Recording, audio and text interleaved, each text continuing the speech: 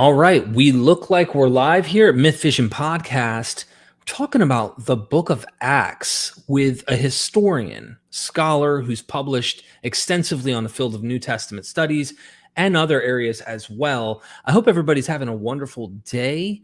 Is Acts fake history? What is going on here? Should we trust it to be historically reliable? And if it is reliable in some ways, why is that? Where did this information come from? Does this person have a propagandistic game to play to convince the reader, maybe Theophilus, of their particular belief system or their Christ movement? What are they doing? What's going on? And so I have a scholar, Dr. Richard Carrier, joining us today, who's actually wrote an article recently. I've been going through it again. How we know Acts is a fake history. Welcome back to MythVision, Dr. Carrier. Yeah, glad to be back on. Just, I guess, if you were to put, because I almost want to read your bio, but you have several books.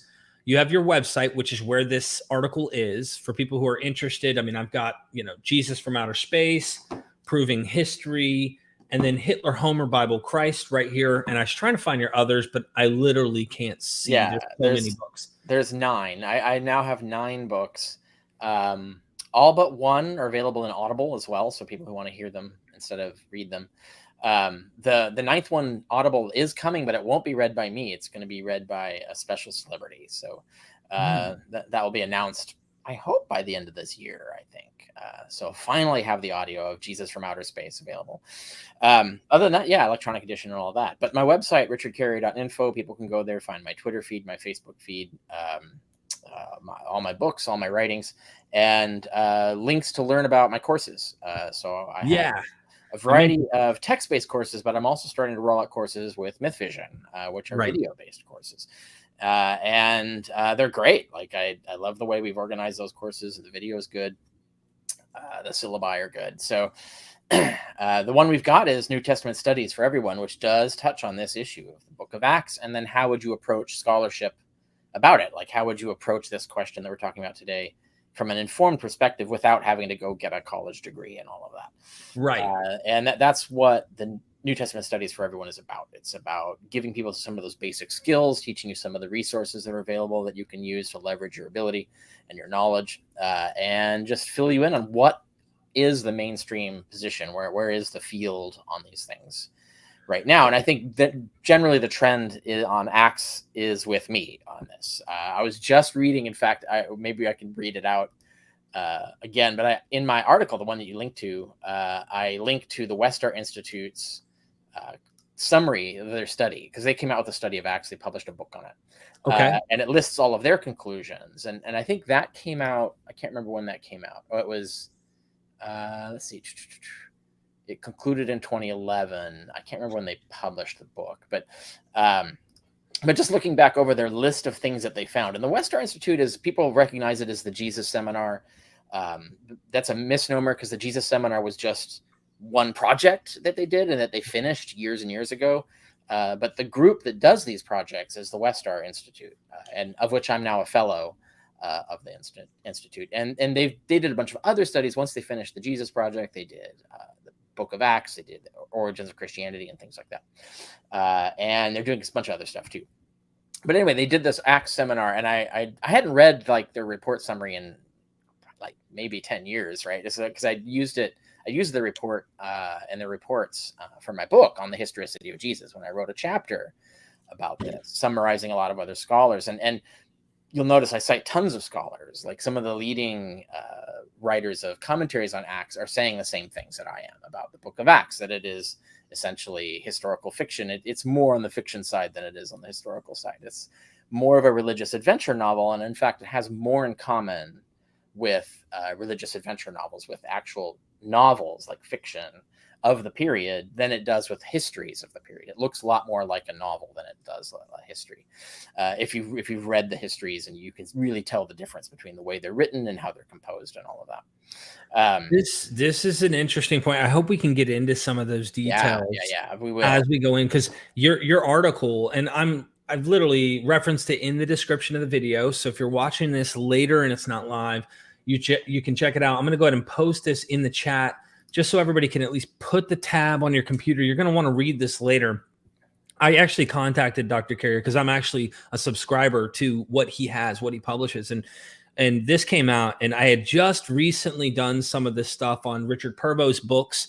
Scratch his reputation. I'm talking about his work. Okay. Yeah, And scholarship. wow, what a heck of a book. I mean, he's written several books on Acts. He really knows a thing or two. And so I started reading that, and then came across your article, and I went, this was really well written. One of my favorite parts right at the beginning was how Christian apologists, and it's usually apologists doing this, because I know Christian scholars who are Christian, how you want to define that. I tend to say if they claim to be Christian, they're Christian. I don't have this like boundary. Right. Yeah, the whole idea of if you don't believe in Nicene Christianity, you're not a real Christian. That's bogus. Yeah, that's definitely like Dominic Crossan. You reference him, the power parables. So he, will literally take jabs at Luke Acts as propagandistic and all of that, right? Yeah. And I consider him a form of a Christian. He claims to be a form of a Christian. Yeah. So I think he's a pastor as well, isn't he? Doesn't he have some ordination? I can't remember. I know he was a monk. Had been. Okay, yeah. Yes, he was a monk. And in fact, he tells me to call him Dom, because when he was, a monk, his name was Dominique. So, or he went by the name Dominique. So he just says, call me Dom. Yeah. He takes very clear factual approaches on trying to understand what the material is. What he draws ontologically is a whole different question at the end of the day. But I love what he says.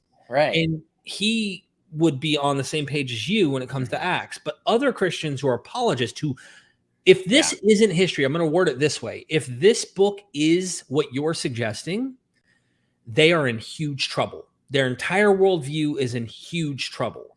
The conservatives, the fundamentalists. Right. I think, there's forms of liberal Christianity that can survive accepting the Bible is all allegory and myth and has wisdom messages in it and things like that. God's special way of communicating isn't through rational, objective history, right?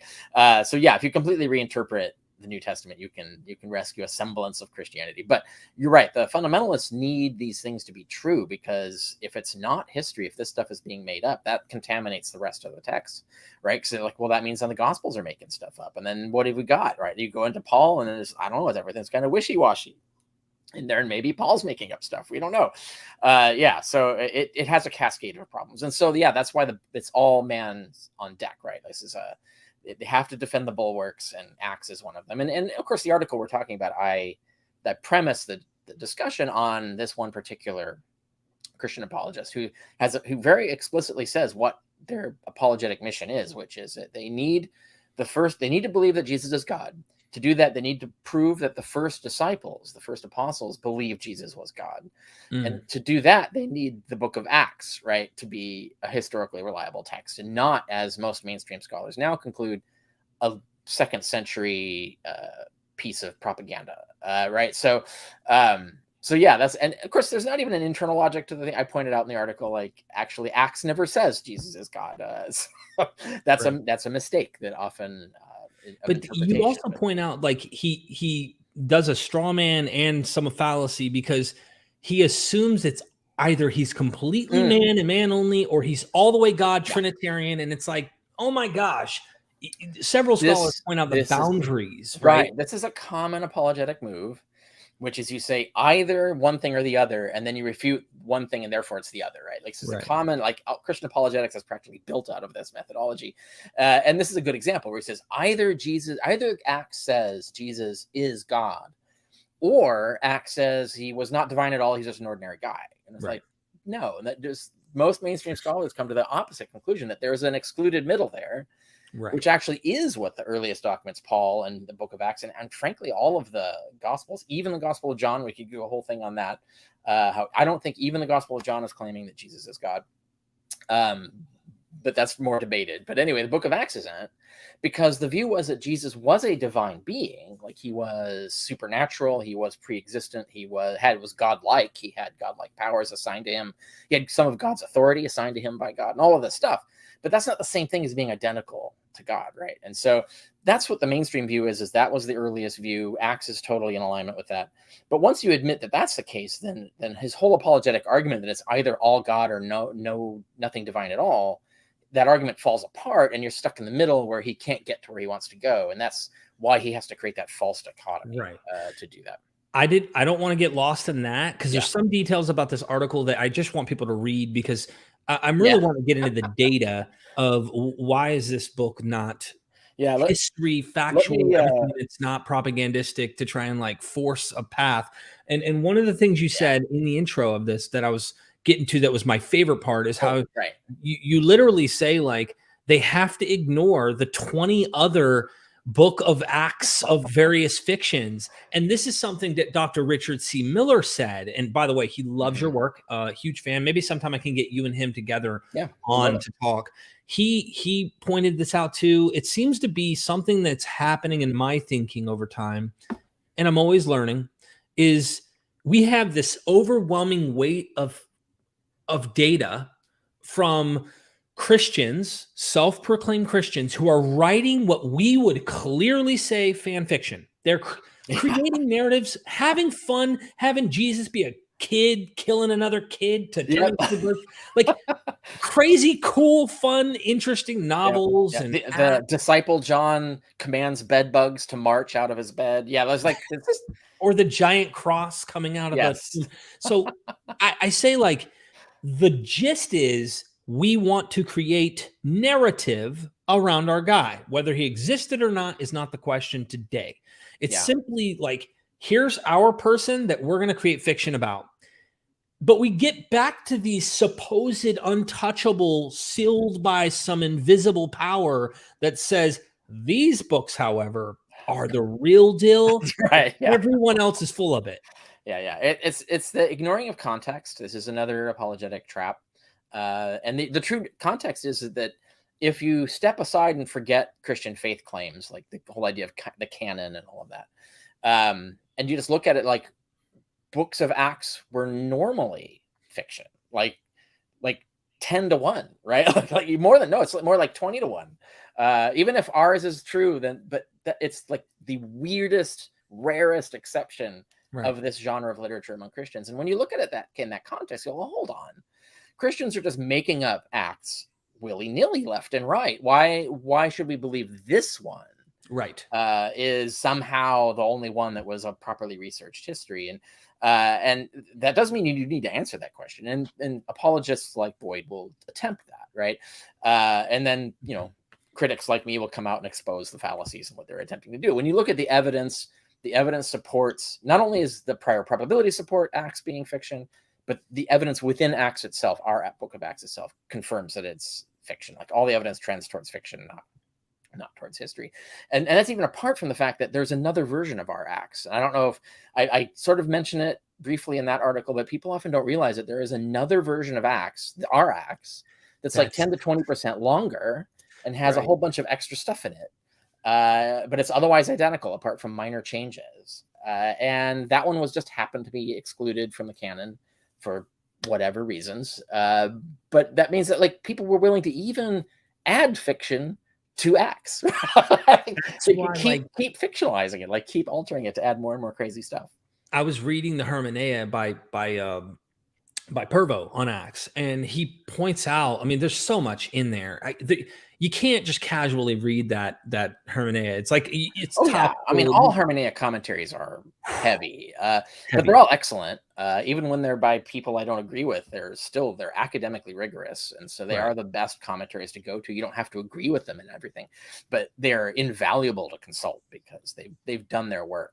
On every aspect of it. He brings this up. He says it's like there's different versions of that extended version where it's from like 6 to 7 up to 10%, like larger, and wild stuff appears in that other model that we don't see in our version in our Gospels or in our New Testaments today. And that centers our context, because we step back and look at the context. We're looking at a different thing than the Christians want you to see, right? They don't want you to see the context.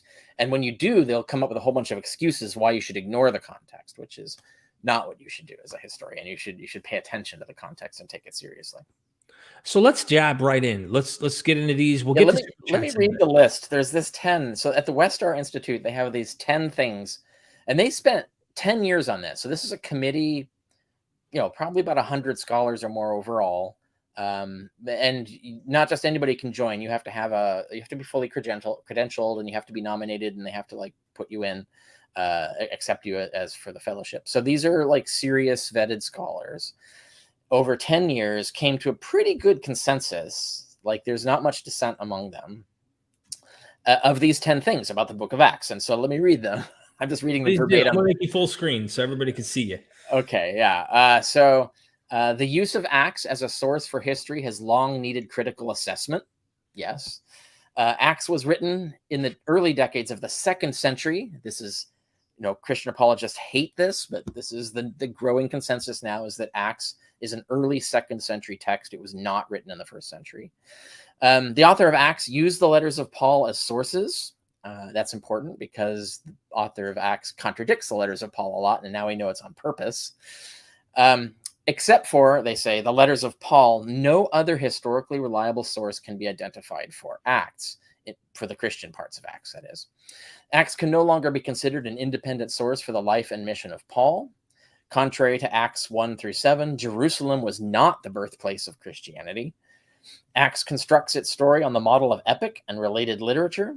The author of Acts created names for characters as storytelling devices.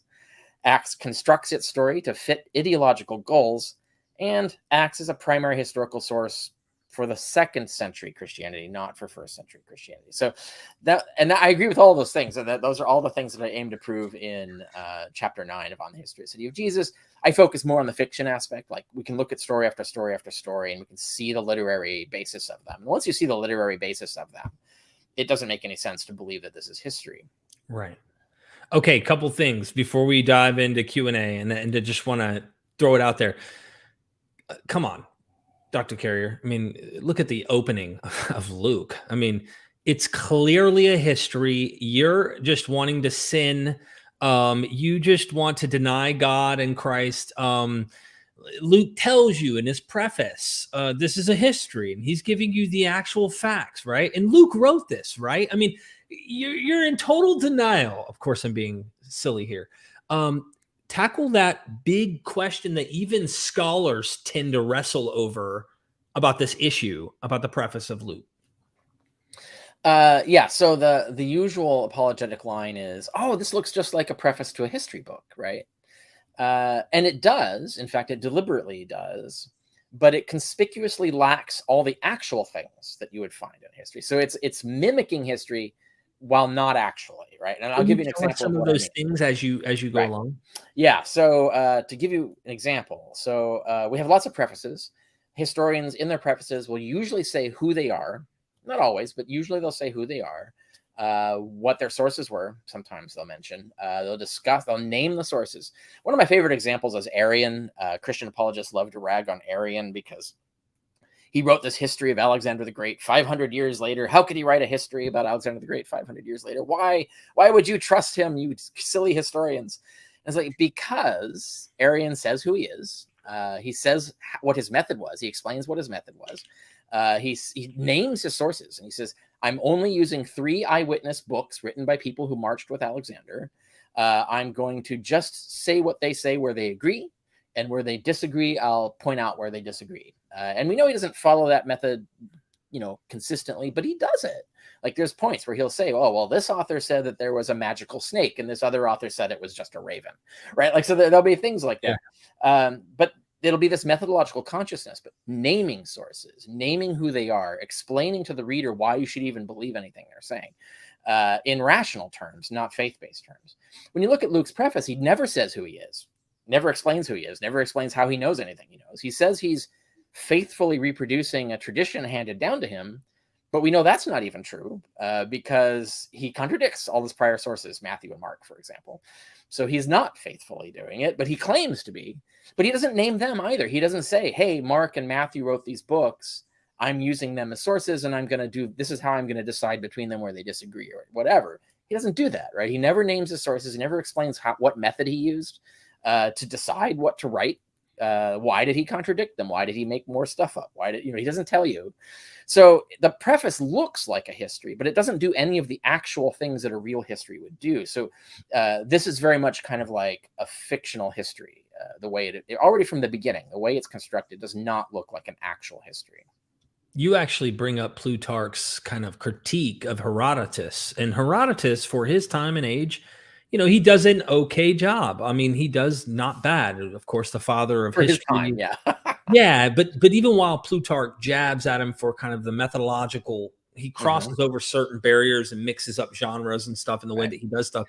But even Herodotus is better than Acts. Even Herodotus will sometimes name sources. He'll sometimes express skepticism when he's not sure about a story. He'll talk about Salmoxis. Right. He'll tell alternative versions of the story. And that's a good example where he actually tells you, oh, this version of the story I have from the Greeks who don't like them, and this version of the story I have from them, right? So so he's telling you where the biases are. Like, he's doing a critical history here. It's very primitive. It's very simplistic in his critical method, because he's practically the first one doing it. But he's doing more than we get in the Book of Acts. We don't get anything like that in the Book of Acts. So even Herodotus, whom historians like me deem to be as far as reliability goes, even he is like, stars better than the Book of Acts by comparison. We might get into some of the details of, I don't know if you want what you want to get into next, but there's one thing I know, the one thing that Christians always cite to try and contradict what I just said. And we can jump into that if you want. Go for it. Which is that he gets trivia correct, right? Luke, the name of a magistrate, the title, the word used in this particular region for magistracy, the geography, his geography is decent. He gets like the correct people who were in charge in certain places at the right times and all of this stuff. So he gets like when he dates John the Baptist's ministry, he lists a bunch of facts, none of which have anything really to do with John the Baptist or Christians, but he lists a bunch of facts and go, oh, look, all those facts. He's dating something. That's what historians did. He's dating something. Curiously, he's not dating anything to do with Jesus. He only dates the reign of John the Baptist. And he does it in a traditional way where he lists all of these things. But this is it. That's the only time he ever dates anything, other than the Quirinius census, which is that's a dateable event. But even what he does with that is ridiculous. And so, but all of this stuff has nothing to do with Christianity, right? This is all incidental color detail. And I cite, and I quote an author and scholar in the article we're talking about, where he says, like, well, I've read detective novels that were 100% accurate in all the trivial details, like the names of politicians and things like that, and yet we're total fiction, right? So like it's curious that the only time we can confirm anything is accurate in Acts is when it is basically stuff that you get from the ancient version of Wikipedia, and the only time every time he talks about Christian history, nothing is corroborated. So what you're looking at is you've got a historian here who's making up Christian history and putting it into a skeleton of real history, where none of the Christian stuff is corroborated, but all of the incidental stuff is corroborated because he's getting it from reference works. And I talk about in the article about these were commonly available, like all the reference works that Luke would need to put these references in there without any reference to Christian history were widely available. It would have been in any library, and almost every major city in ancient Rome at that time, the Roman Empire at that time, had a major library. Libraries were open to the public. You couldn't check out books, but you could use them in your research libraries. You could use them in the library. And one of the biggest ones we know about is Josephus. We know he used Josephus like mad. And used him poorly. That's the other thing, is he's bad at even cribbing from Josephus. He's bad at it. And so, but that's how we know he used him, because how he screws up can only be explained by having screwed up reading Josephus. There's no other plausible explanation for it. So yeah, he's throwing that color detail in to give the veneer of historical reality. But it is conspicuous that all the real history that you actually want to know about, none of that is corroborated, and all of it's implausible. And that's the stuff that's highly literary in its construction and so on. So even the one attempt that apologists will try to make for, Acts is a really reliable history, actually the evidence proves the opposite, is that he's sort of good at doing research in encyclopedias. That's basically all you can show for that. It doesn't mean that he's telling you the truth about any of the other stuff. I enjoy the book, of course. It's fun.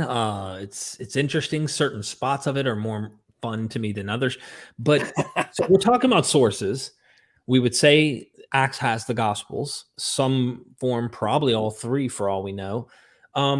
We didn't dive into the Marcion / debate of what's happening there yet. Maybe you can make a comment on this, because there seems to be a big issue between what kind of Acts do we have? Do we trust that Marcion actually had a primitive version and that they fluffed it out and padded it to try and reverse Marcion? Or is Marcion taking things out of what was already a thorough book of Acts, Gospel of Luke or whatever, or really Luke, because I'm not sure about the Acts part when it comes to Marcion, but it seems like there's a debate amongst scholars on what the deal is with there. Do you want to make a brief comment on that before I dive into any other material? Yeah, only to say that I don't have strong opinions in that debate yet. I'm watching the debate. I don't think any side of the debate has a strong case. I think the evidence is too poor, Right. but I'm persuadable on that. So I'm sitting around waiting for people to rally around a position. I'm not sure whether Luke Acts is something that Marcion edited, or whether he had the original and other people, the canonical, the creators of the edition that we have, if they're the ones who edited it. And this is complicated by the fact that we have that other version. Yep. And that other version, it's of Luke Acts. So both Luke and Acts are longer. They have weirder things in them. Well, where did those come from? And I'll give you an example of the problem here, how this is vexing. So we know Luke used Josephus, I just mentioned, the Antiquities particularly, the Antiquities of Josephus, which was published in the early 90s AD. This is why we think early 2nd century for Luke Acts. It's one of many reasons we think that. But that's one of the pieces of it. So we know he used that, and we can point to specific examples of where he's lifting material from Josephus. Now, in the longer version, the version of Luke Acts, it's not in our Bible. And we see this in Codex Bezdai, which is one of the early medieval manuscripts, the complete Bibles that we have. And it has this isn't Book of Acts, but it's Gospel of Luke, so it illustrates my point. In the empty tomb narrative, in that version of Luke, there is a verse added that says that the tomb of Jesus took 20 men to open. Now that's ahistorical nonsense. There's no way that any tomb of Jesus would require 20 men to open this tomb. That would be a dumb way to design a tomb. But also that's not the case. But it's almost, not exactly word for word, but nearly word for word, a lift from Josephus in describing the doors to the temple of God. He says the temple of God required 20 men to open, and he refers to a miracle in which they opened automatically, implying that God had left the temple, right? It was the idea that, God is now abandoning the Jews, and this was a portent for the end and destruction of Jerusalem, yada, yada, right? But here Josephus is saying, metaphor for God leaving the temple, abandoning, doing that, and it's the doors with 20 men. So someone adds a line from Josephus to the tomb of Jesus, making the tomb of Jesus the temple of God. And Jesus leaves the temple of God just as God left the temple of the Jews. And so they're creating this whole, rather brilliant, metaphor and analogy, not history. There's no witness to this. This isn't eyewitness testimony. This is just more literary expansion, more fan fiction and all of that. But why did they know to lift this material from Josephus? Right. So this is the thing is we don't have a version of Luke Acts that's missing all the stuff from Josephus. So could Codex Bezdai be the original? And then those lines were cut because they were considered too embarrassing or they didn't like them or whatever. I don't know. And there's a lot of scholars who've wrestled with this, have written whole books on this question. And they don't come to a conclusion either. They're not sure. And so that complicates the whole narrative about what was Marcion doing. And I think it's also complicated by the fact that we don't have Marcion. We have his enemies talking about Marcion, and I don't entirely trust them to be telling the truth all the time. So, and there's a lot of arguments from omission that I think are weak. And so there's a lot of problems with that. So I don't think that question is resolvable now. Definitely there's hinky stuff going on involving the Marcionite edition leading into our edition, but I don't think we can answer the question like that. What all that we can come to is that the Luke Acts that we have is, basically all fiction in regards to the Christian elements of it. Sources, Gospels. You just mentioned Josephus. I'm glad you did. Steve Mason, I'm fully convinced I'm on board with. But you've made in comment in a previous lecture you gave that there probably were other sources, historical sources, that were helping with the Aeolian Islands and understanding the region. Yes, so the Aegean Sea. So the Aegean Sea was recognized as a region, and we know there were historians who wrote histories about it because we have mentions of there being histories of the Aegean region. The mentions are usually of earlier histories, but there certainly would have been later histories. We don't have any of them. We don't have the names of them, but there had to have been. That wouldn't have been a neglected region. So in any library, they would have been the equivalent of Josephus, but for the Aegean, right? And that would cover all the other cities that are covered in Acts when Paul is going around the Greek islands and things like that. So, and there are a lot of these sea narratives. So they weren't just sea narratives. They were actual travel guides. They were more like travel, like tourist books, right? Like, so like half true, half false. Like there's a lot of myths and legends in them, but also like the cities mentioned and the distances to travel to get them were all real, right? So they were actual travel guides like that you could get. And there are tons of these. They're super popular, these travel guides, lots of them. We don't have hardly any of them. We have like pieces of a few, but we here have references to a ton of them. So that's an example of something that you could use. Like he could find like a good periplus, which is what we call these travel narratives, and it would have all the like basic data that he would need to build a story about Antioch, right, or Corinth, or Malta, right? Like he do all of these things, doing that kind of using these kinds of reference books. So just because we don't have the reference books, we can't confirm this. yeah, But it's a plausible, like we know he's doing it with Josephus because we have Josephus. So it makes sense that he would do it for everything else. There's no reason why he would only crib Josephus for color detail and not crib any of the other reference books that he would have available for color detail everywhere else. So yeah, I think there's more literary references that we can't reconstruct that he had to have been relying on. But there's something, I thought you were going to go in a different direction. There's something more substantial than that, is that I even argue on the Historicity of Jesus that there probably were Christian sources that he was using, like real Christian sources. He's completely altering them in the same way he does the letters of Paul. So Paul is also one of his sources. I was just about to. But he deliberately rewrites, he completely contradicts Paul in numerous fundamental ways, specifically because Luke has an agenda. He wants to sell a particular version of history. It's a false version of history, but he wants to sell it. So he rewrites everything, pretends it didn't happen according to the way Paul said it happened. But he's using Paul's letters as details for how to rewrite things. And we can find this because there's so many instances where he directly contradicts Paul. The probability of that without him knowing that he's contradicting Paul, like deliberately, is very low. So we know he's using the letters of Paul. There's more evidence that he's using the letters of Paul. Scholars have written on this. There's lots of literature on it. But so that's another source. But I think there probably had to be something else. Like I suggest maybe like the narratives of Paul's trial speeches, because they're so weird. Paul's trial speeches are different from his public speeches in Acts. And they're different in ways that are consistent across the trials, but not across anything else in the book of Acts, which suggests to me that there's some sort of source that Luke is using that's lost. Now, we don't know how much of what he's giving us comes from that source, but the fact that it disagrees with Luke's own agendas, the things he puts in there, and disagrees in other ways, suggests that he's got a source that we don't have and that we can't reconstruct. But I can only say this as a suspicion, right? I can't say, oh, we know what that source said, like I can't really do it. We can, give some suspicions and some arguments, but it's not that decisive. But I do think there's a lot of ways that Acts makes no sense in the context of the gospel that Luke had just written. And in a way that suggests that Luke is reworking a version of the story that lacked all that information. And occasionally he throws in his gospel material, but he doesn't do it consistently. And because he's bad at it, he doesn't realize that he's making huge narrative mistakes. So one of the examples is like, he goes from the gospel directly into book of Acts where there's a missing body, right? And, even Matthew has the sense to think like, shit, they're going to think someone stole it, right?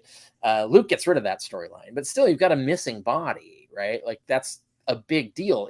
The legal authorities would be all over that, right? They'd be hauling people in, interrogating them, trying to figure out what happened to the body. Did you guys steal it? Did he escape his execution and you're still taking orders from him? Like this would be a huge scandal that the Roman forces and the Jews would be super interested in. But in the book of Acts, it's like, nah, never happened. There's no missing body.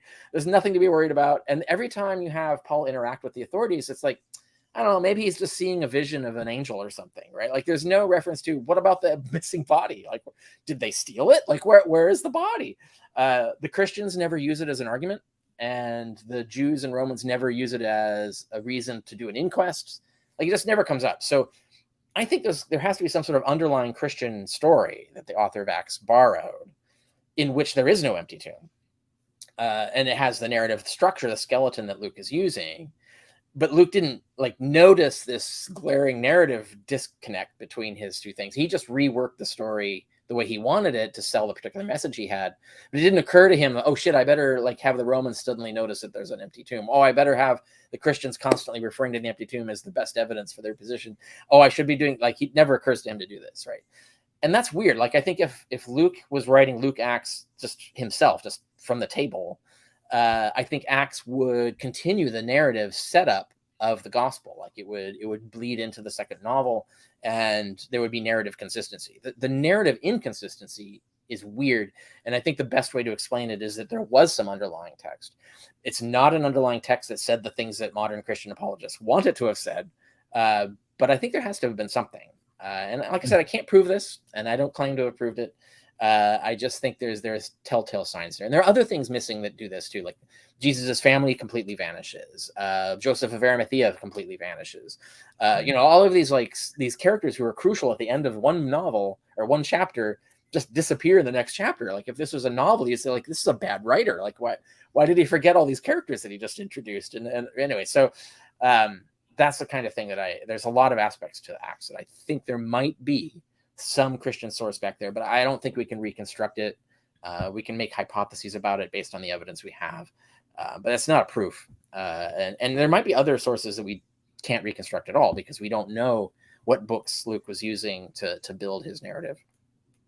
Okay, genre, right? So we've tackled several things so far as we've come along before we get to Q&A, and that is what is this book? You've mentioned novels. Can you give us any evidences we find in Acts or Luke and Acts that point to other genre type qualities that make you say, we're not dealing with a factual historical thing? You might have a preface that makes a weak attempt at trying to do that. And I love what Dennis McDonald said once. He was speaking at a conference, and Dennis says, you guys, some like scholarly conference too, because they'll like interrupt after a speech and jab in. And Dennis I've been to many. I know, they're like, yeah.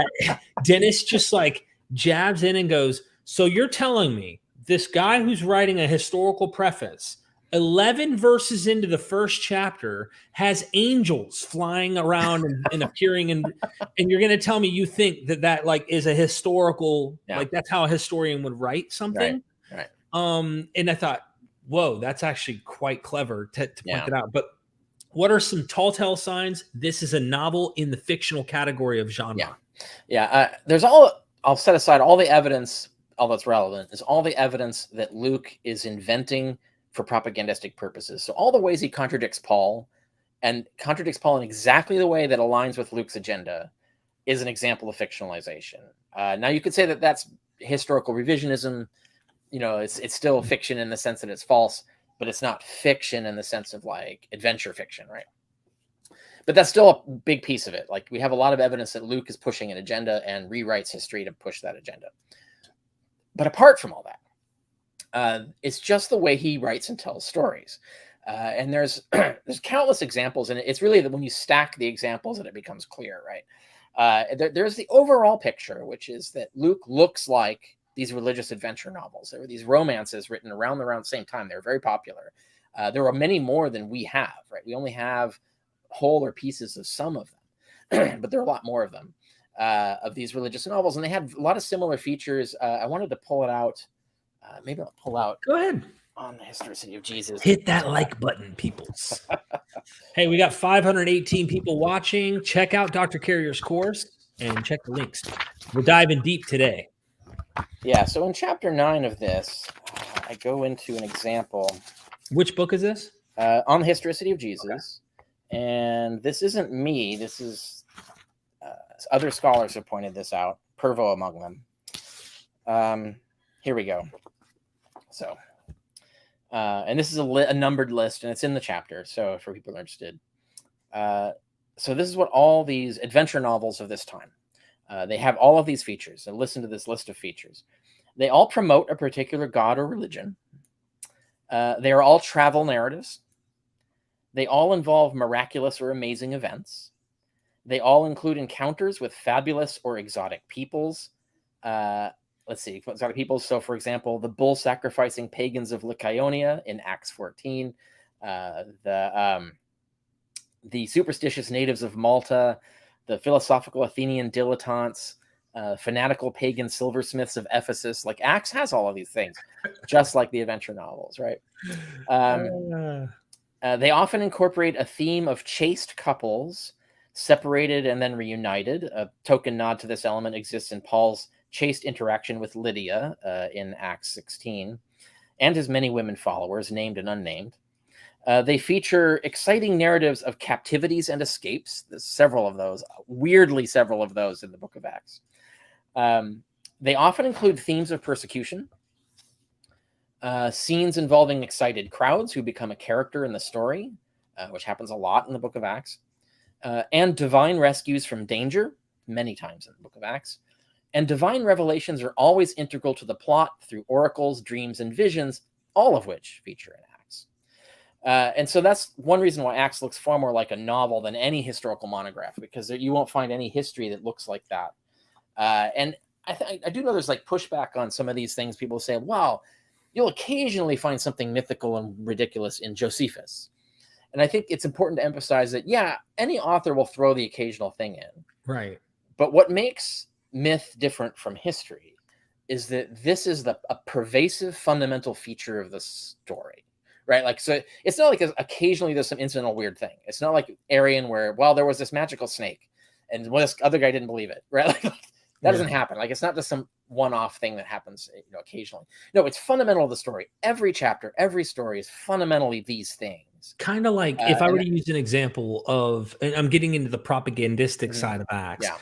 Every time the Christians are SOL, you know what I mean? They're out of luck. Yeah. The Romans come in, you guilty. The Jews pointed it out. And wouldn't you know, every time in this entire series we call Acts, they're found innocent. Yeah, it's not the Romans that do that. It's the Jews always, right? This is an important point, is that, yeah, always the Romans are like, I don't understand. What's wrong with you Jews? The Christians seem fine, right? Like all the time. I mean, but at first they like almost think that, Paul's guilty, and then they find out, oh, hold on, what were we doing? Oh, yeah, because they're listening. Right, the Jews will make an accusation and go, that's a serious accusation. And then they'll have Paul come in and he'll give this one speech. There'll be no like prosecution, redirect or anything. Paul just gets to make his speech, and they're like, oh, wow, yeah, I don't see anything wrong with this guy. I don't get it. Like, why should we, we would let him go if he hadn't appealed to Caesar. That's the final trial line of the thing. It's like, I mean, that's wildly implausible. It's just one of many things that are wild implausibilities. But another example of implausibilities are the parallels. So there'll be parallels set up between like Paul and Jesus. So their stories actually follow a lot of similar patterns, way beyond like historical coincidence could explain. And then Paul and Peter. So Acts has Peter and Paul as major characters. They both do a bunch of the same things. Like each one of them battles one sorcerer. Each one of them escapes from prison, right? So like they're each thing that Peter does, Paul does, and Paul does them all better. So he does it better even than Jesus. Like whatever Paul does, it's bigger than Jesus. Like he covers more ground, preaches to more people, or whatever, right? And where Jesus is killed, Jesus killed and then leaves, right? He resurrects and flies off. He doesn't appear to anyone. Paul, when he dies and comes back to life, he stomps right back into town and preaches to the public, right? He's still trying to, convert heretics and whatnot. So that's even better than what Jesus did, right? So it's that kind of thing. When you look at this, you're like, come on, like, why would you believe any of this? Yeah. It looks like novel, right? And there's things down to like the minutest, like language, Ananias. So, Paul has the vision and it blinds him. He has to go to Ananias and get I love this section. Yes. And people don't realize that Ananias is John, the same name, John, just spelled backwards. Like it's the two words are flipped. The two root words are flipped. So Jesus gets baptized by John, which is, I can't remember that's Yahweh is gracious, I think. So one is Yahweh is gracious and the other is gracious as Yahweh. So you have John means one and Ananias means the other, but they mean the same thing, right? So Paul also gets baptized by a John, right? Except it's Ananias. It's hidden in the Aramaic. You'd have to know that the pun that is in there. And there's tons of other like parallels in that story where the version of Jesus is exactly reversed for Paul, like the sequence of events. And so it's highly improbable. And then all of this, of course, contradicts Paul's account of all of this in Galatians 1. So it's when we add all these things up, we see historicizing, we see linguistic borrowing from Homer and Virgil, we see thematic borrowing from Homer and Virgil. There are some stories that are almost like right down to like 10 different parallels in order, where the same story in the Odyssey is being retold for Paul. So we have examples of that. They're beyond the ability to deny is happening, right? And history can't have happened that way. Like you could give a rationalizing, plausible account of a historical sequence of events that would do that. But the probability that history actually turned out that way, as opposed to, Luke just saying, hey, I'm going to take the Elpenor story and turn it into an Eutychus story and just makes it up, right? He just makes it up. But he's just emulating the Odyssey. And this is another thing that people often neglect when they're trying to debate or criticize Dennis MacDonald, is they'll say, oh, that's ridiculous. Why would someone do that? It's like, that's literally what everyone was taught to do in school. So, and that's the thing, is like, we have tons of examples, like literally explicitly, this is what they were taught to do. So you're then thinking like, well, of course they're going to do it. Like anybody who writes Greek is going to do it. And so that's why you shouldn't like react to this as like, it's crazy. Right. Why would they do that? It's like, no, they're trained to do this. Like they're good at this. This is the whole point. So yeah, when you stack all the examples of the kinds of things I'm talking about, and the article people can go to and find more, and there's more in chapter 9 of my book, and there's more in the scholars I cite too, like Purvo's Hermeneia commentary is full of them. Yeah, when you go through and you stack the examples, you see like this is too pervasively fictional to be history. And then when you take that, you look at the Book of Acts, like how much of it is an adventure novel, and then look at the Annals of Tacitus, or even Xenophon's March Up Country, right? The Anabasis. You look at like, these are very different, right? Like the what they're doing is different. How they're talking about what's happening is different. How they're constructed is different. Histories look, and even then, histories look very different from novels. Acts looks exactly like a novel. It does not look like a history. And even when it's trying to pretend to look like a history, like when it throws a dateable event in, or when it is sort of semi-bogus preface and all of that stuff. Right. Couple things that I think are important in highlighting to give you kind of a chuckle, but also you'll probably just amen it.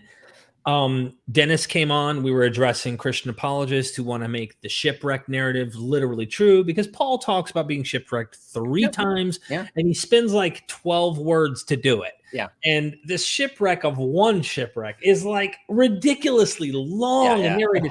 But what I found interesting, and Dennis pointed this out, while they wouldn't agree with his mimetic reversal of certain things and whatever, Dennis said, I dare you to go find in any of the history we have of writings of shipwrecks where a god or an angel or divine being intercedes to save them on the voyage, like you find in Homer, you also find here. You don't have it anywhere else. So I'll correct that slightly. Okay.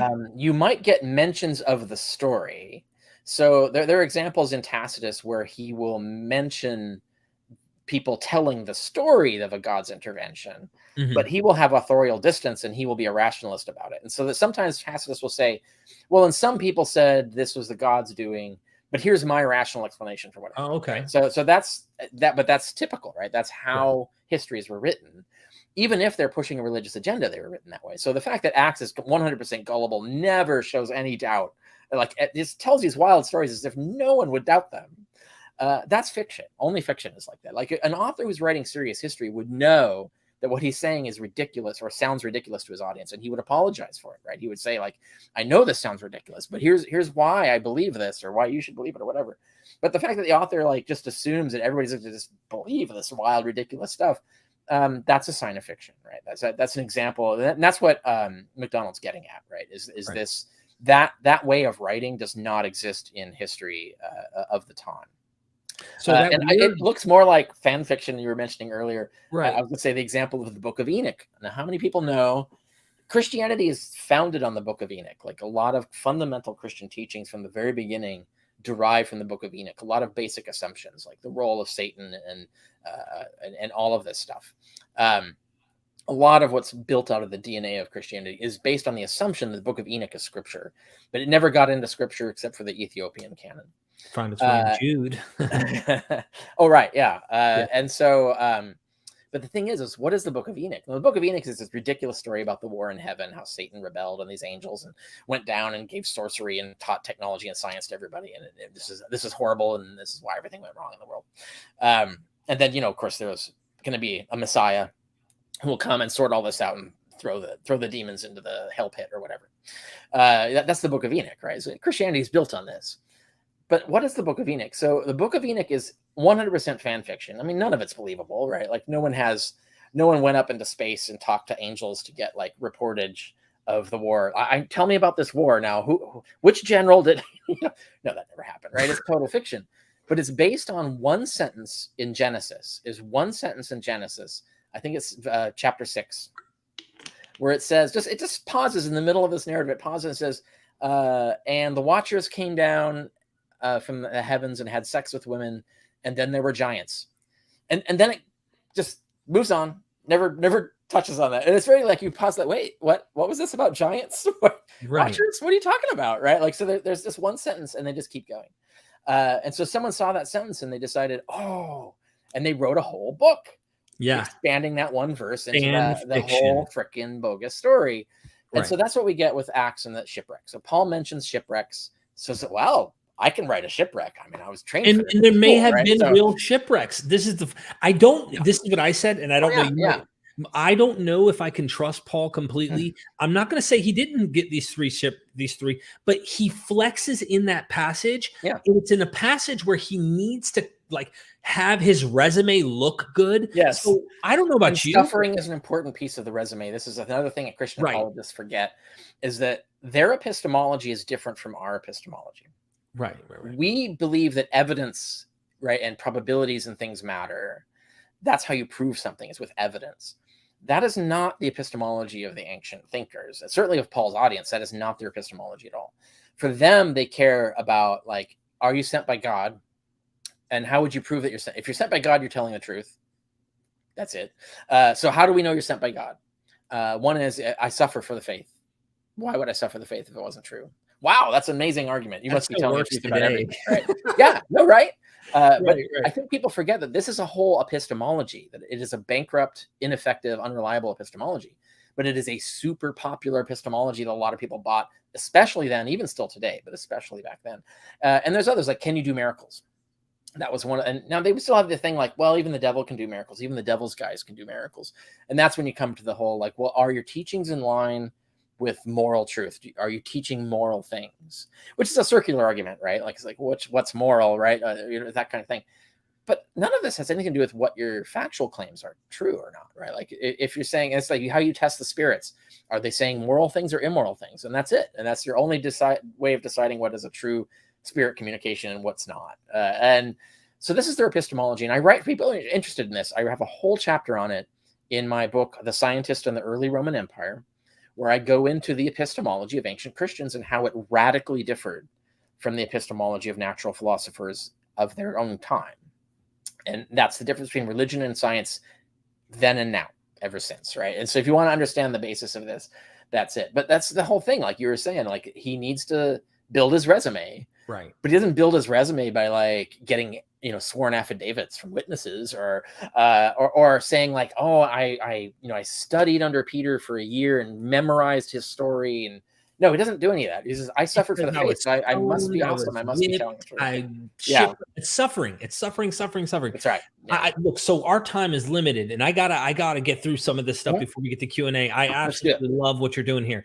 I want to read you something that I kind of did at the beginning of a video once, and it's from our favorite website, ourdailybread.org. Hallelujah. And so I I don't know this listed, website, but go on, proceed. so I'm going to share my screen for 1 second just to kind of tease people here so they can see what I'm doing in case you're curious. The miracles of God in Acts, right? And I scrolled down and I just wanted to go through. And so I'm going to read Holy Sound shit. of Rushing. This is so interesting. So when you read, if you read any other book, I'm asking for those who are, evangelical fundamentalists and such. If you were reading any other book that was saying this kind of material, I would hope, and I don't even think I would even need to make mention of this. I think you would be as cautious in approaching It's this. funny that they clearly think that this proves like the spiritual authority of Acts. Yeah. Like, they think this is a positive thing, the huge list of miracles. Whereas any like rational observer is like, actually, you're undermining the truth of this narrative. Like, why would it have this many wild things happening in it? Right. Like, that's not a plausible. Sound of rushing wind, tongues of fire, miraculous speech, layman healed, building shaken, sudden death of Ananias and Sapphira, imprisoned apostles freed by angel, Philip transported from desert to Azotus, light and voice at Saul's conversion, Saul blinded and healed, Aeneas healed of paralysis.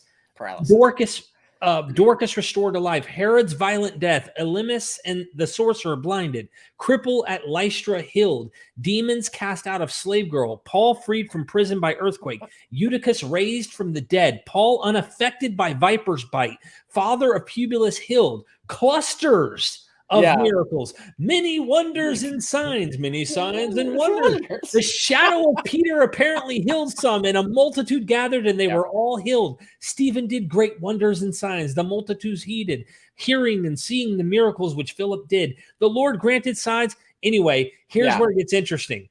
A wrong assumption about miracles. Now, look, the Christian website wanted you to know, hallelujah.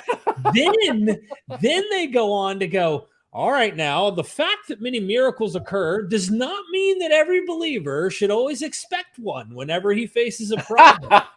They're already trying to talk you off the ledge of a miracle happening in your own life. And that list omits all the visions and dreams, right? So that's another set of miracles. So well put. I think that is a good example of how they're living in a different epistemology than we are. Like for us, that's evidence against Acts being a history. And if they read about the giant cross coming out of the tomb, or the bed bugs, marching like military ants and stuff.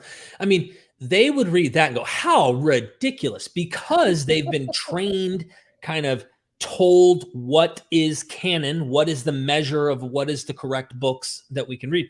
But if they didn't have that kind of boundary, the question is, would they look at that and go, yeah, bedbugs actually did, he had the powers and the magic to turn the clay birds. If it was in the canon, you bet they would totally be defending bedbug marching orders. Yeah, I agree. The thing is that's the Acts of John for people who are interested. But in the Acts of John, and I brought this up to a Christian apologist in an event recently, and I wrote about it on my blog briefly. But so I asked him, like, well, okay, look, here's the Acts of John. It not only relates this event, but it names the witnesses. Like, here's this huge list of people who were there and saw it. It gives their names, says their families were there, all of this stuff. And I'm like, so should we believe that? And if you say that we should doubt a list of names, like they're actually trying to say that we have witnesses to this. No, they made that up, right? Like he even said, like, yeah, okay, they probably made that up, but that document is late, right? It's actually not significantly later than the Book of Acts, our Book of Acts, right? So, so that argument is bad unless what you do as Christian apologists, they need to front date these texts.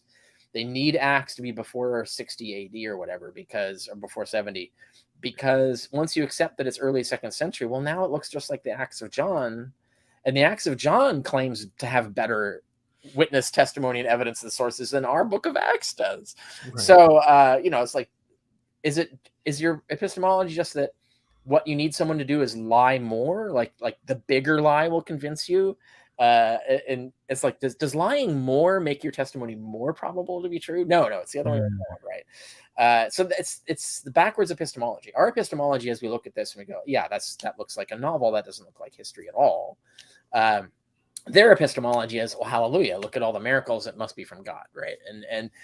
But of course they have to like tack onto that, oh, but it's canonical, oh, it has to be early, all of this stuff, so they can make that work, essentially. So we've tackled genre, we've tackled sources, we've tackled interesting, funny stuff. One more thing I'd like to mention, and we won't have too much time. I think after this we should get to Q&A, and that is literary imitation. Fun stuff we find within Acts that go, what? Like something sounds like Dionysus, Euripides Bacchae, the imprisoning, being freed from prison, the earthquake.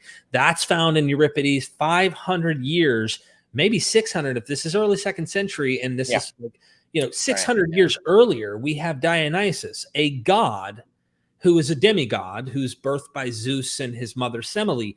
Like, that already had a prison break. And so I'm looking at stuff like that. But the one that I wanted to highlight that I don't know if you have heard yet, by Michael Kolshinosh, which was a student of Dennis MacDonald. We did an episode called Better Call Paul Saul, kind of riffing off the show. Yeah, tell this story. Right. I know of it, but go. Yeah. I love this.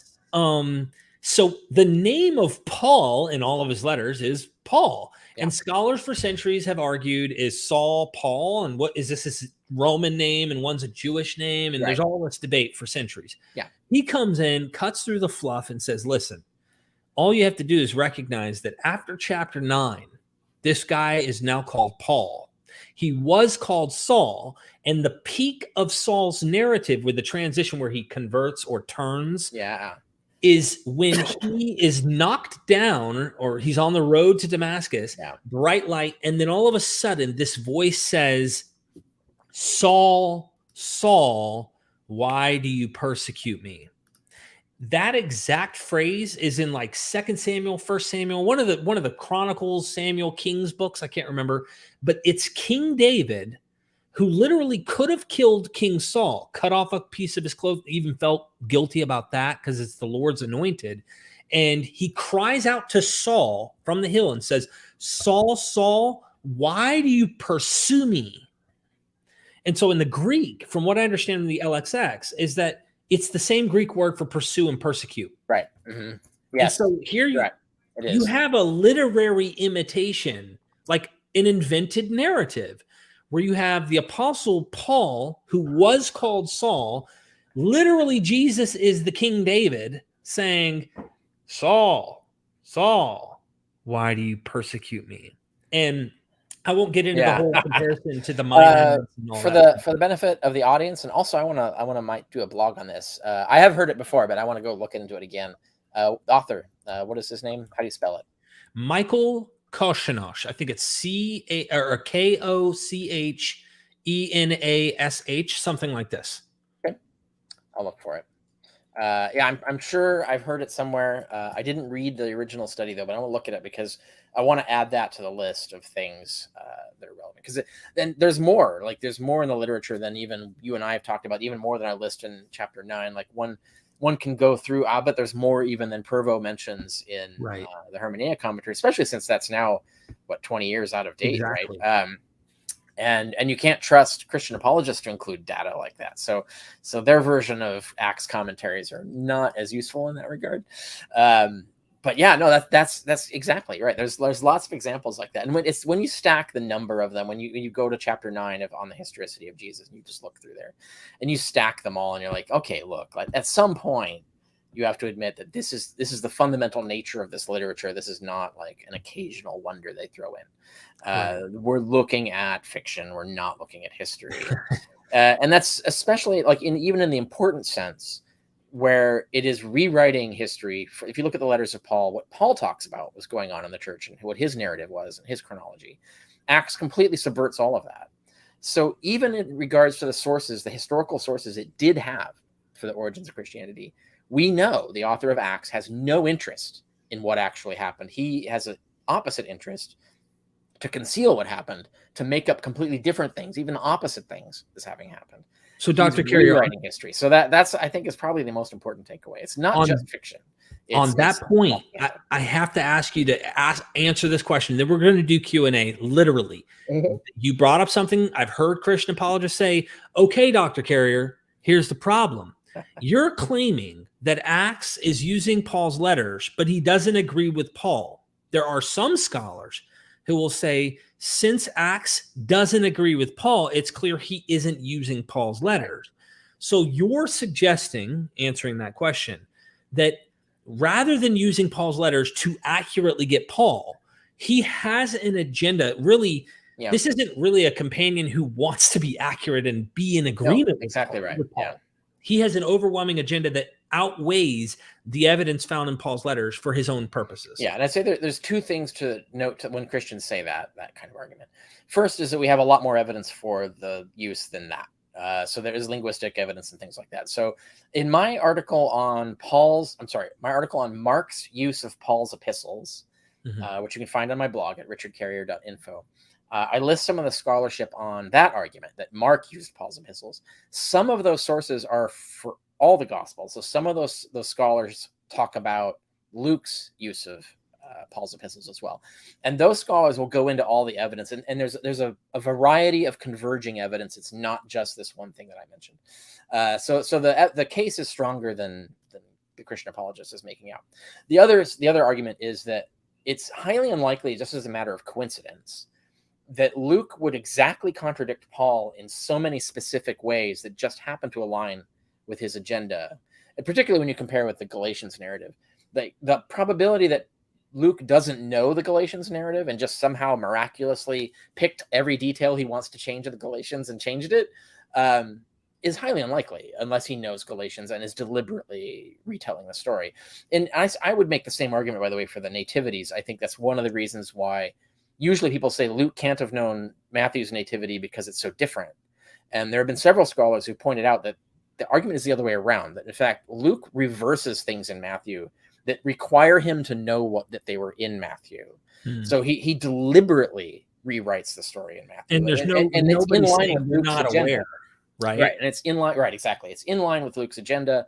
And so if you were to predict, say, okay, Luke has this agenda, he has Matthew, what would he do to the story? You could predict every change Luke makes, not in the particulars, but in the general aspects of it. And one of the big ones is the how Luke converts the outlaw family.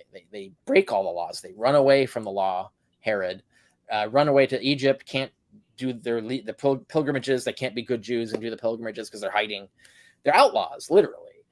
Luke completely reverses that and weirdly, conspicuously reverses it. He has them deliberately stick around to obey the law, like the law of Caesar, and has them go to Jerusalem every year, like to do the pilgrimages. So like he makes this, like, it completely contradicts Matthew on purpose because he wants Jesus's family to be law abiding. He wants to prove how law abiding Christians are.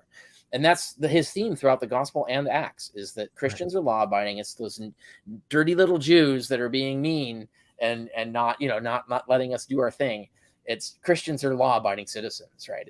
That's the whole idea of Luke, and that's one of his agendas. And you can explain almost everything Luke does using that among other aspects of his agenda. But that's one of his main agendas.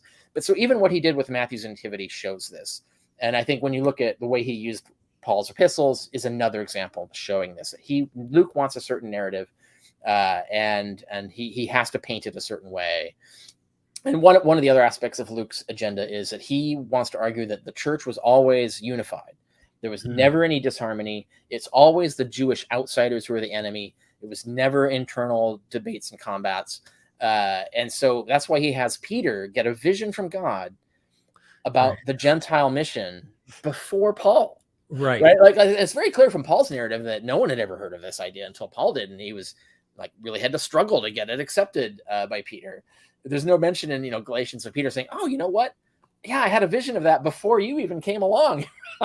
No, there's a lot of tension. There's a lot of like the Torah observant Christians and the sort of Christians under Paul, that when he's converting Gentiles he's converting them without converting them to Judaism. That created a lot of tension. There were Christians who did not agree with that. And Paul talks about that. There's a lot of pressure and issues, and it was difficulty in wrangling. Luke papers that all over. He says, no. We were always unified. This message was given to Peter, the founder of the church, from the beginning, etc. And so it's just the outsiders that are a problem. And that whole narrative, that's an example. You can see the narrative of Acts as pushing that storyline. And so that it creates a unity to all the ways he changes Paul's narrative. He changes it in all the ways that he wants to change it to serve his agenda. And there are other aspects of Luke's agenda I could go into, but that's just an example of what's going on. Wow, there's so much here. 670 people watching. Hit the like button. Check out Dr. Carrier's website. Are you ready for Q&A? Sure. Mm-hmm. Yeah. Let's do this thing. Mohammed, thank you for becoming a YouTube member. I plan on having more content put up. Actually, I've got several interviews too. We've got a lot.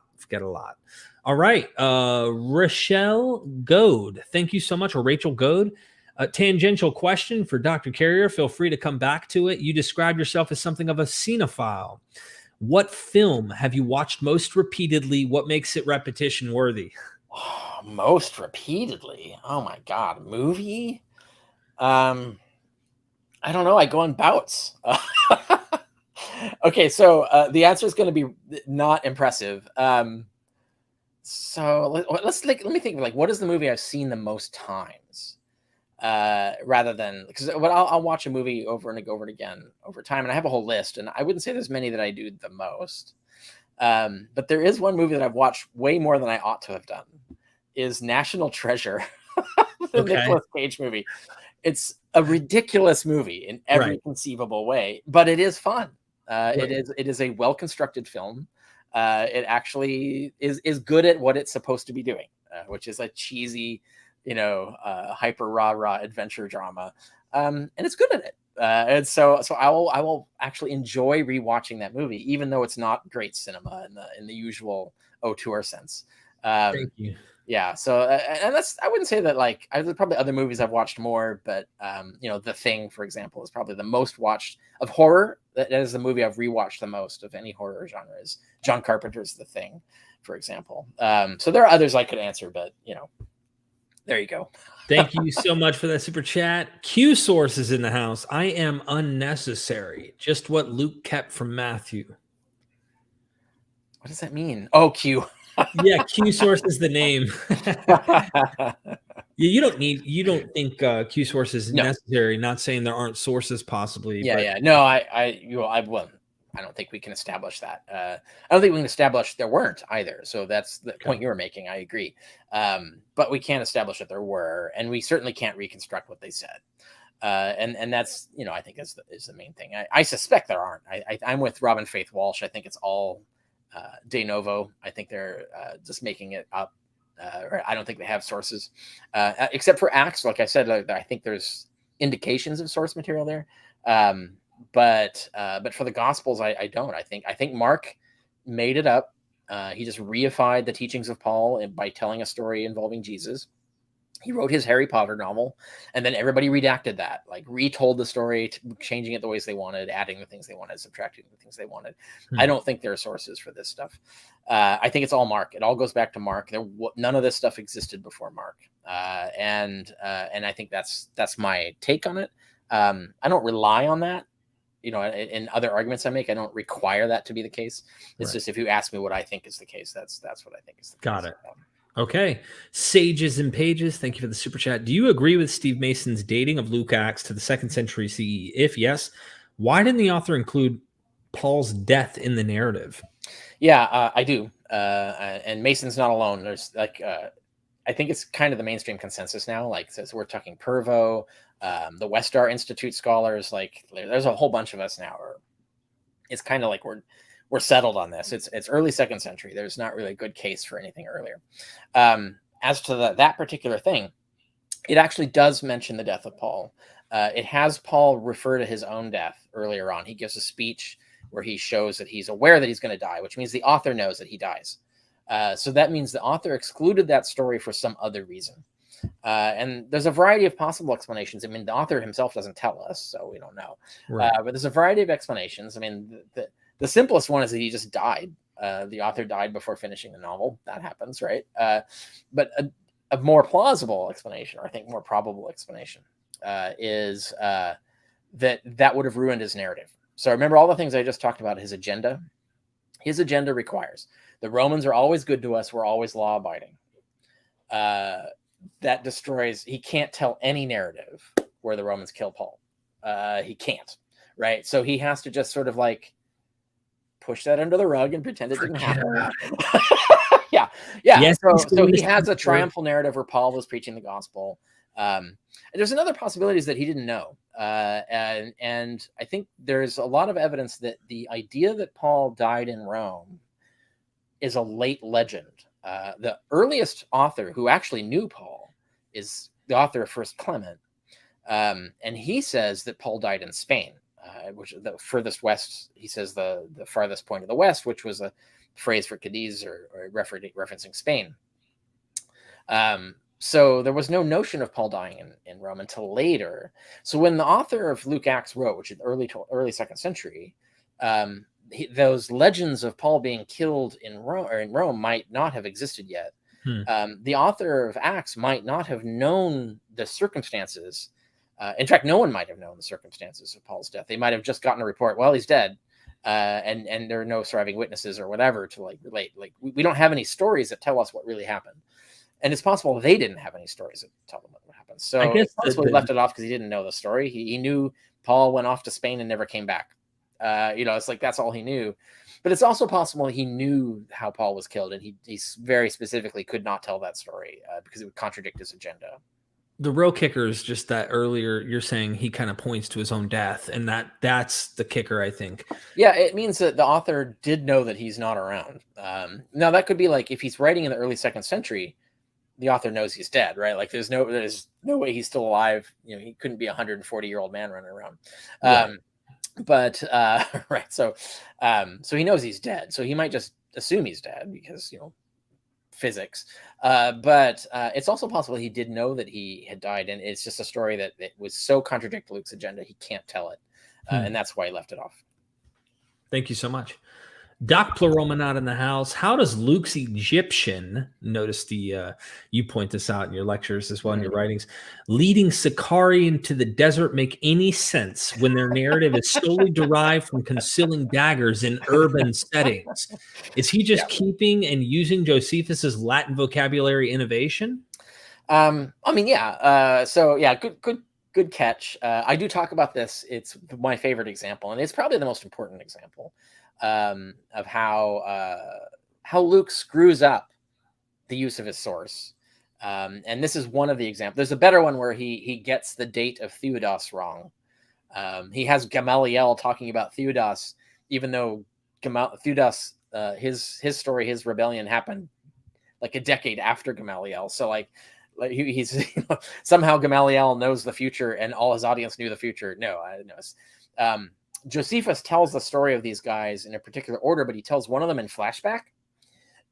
So the physical sequence in which Josephus tells them, Luke mistakes for chronological sequence, and consequently he fucks up the order of these rebels, and he only names the rebels that Josephus does.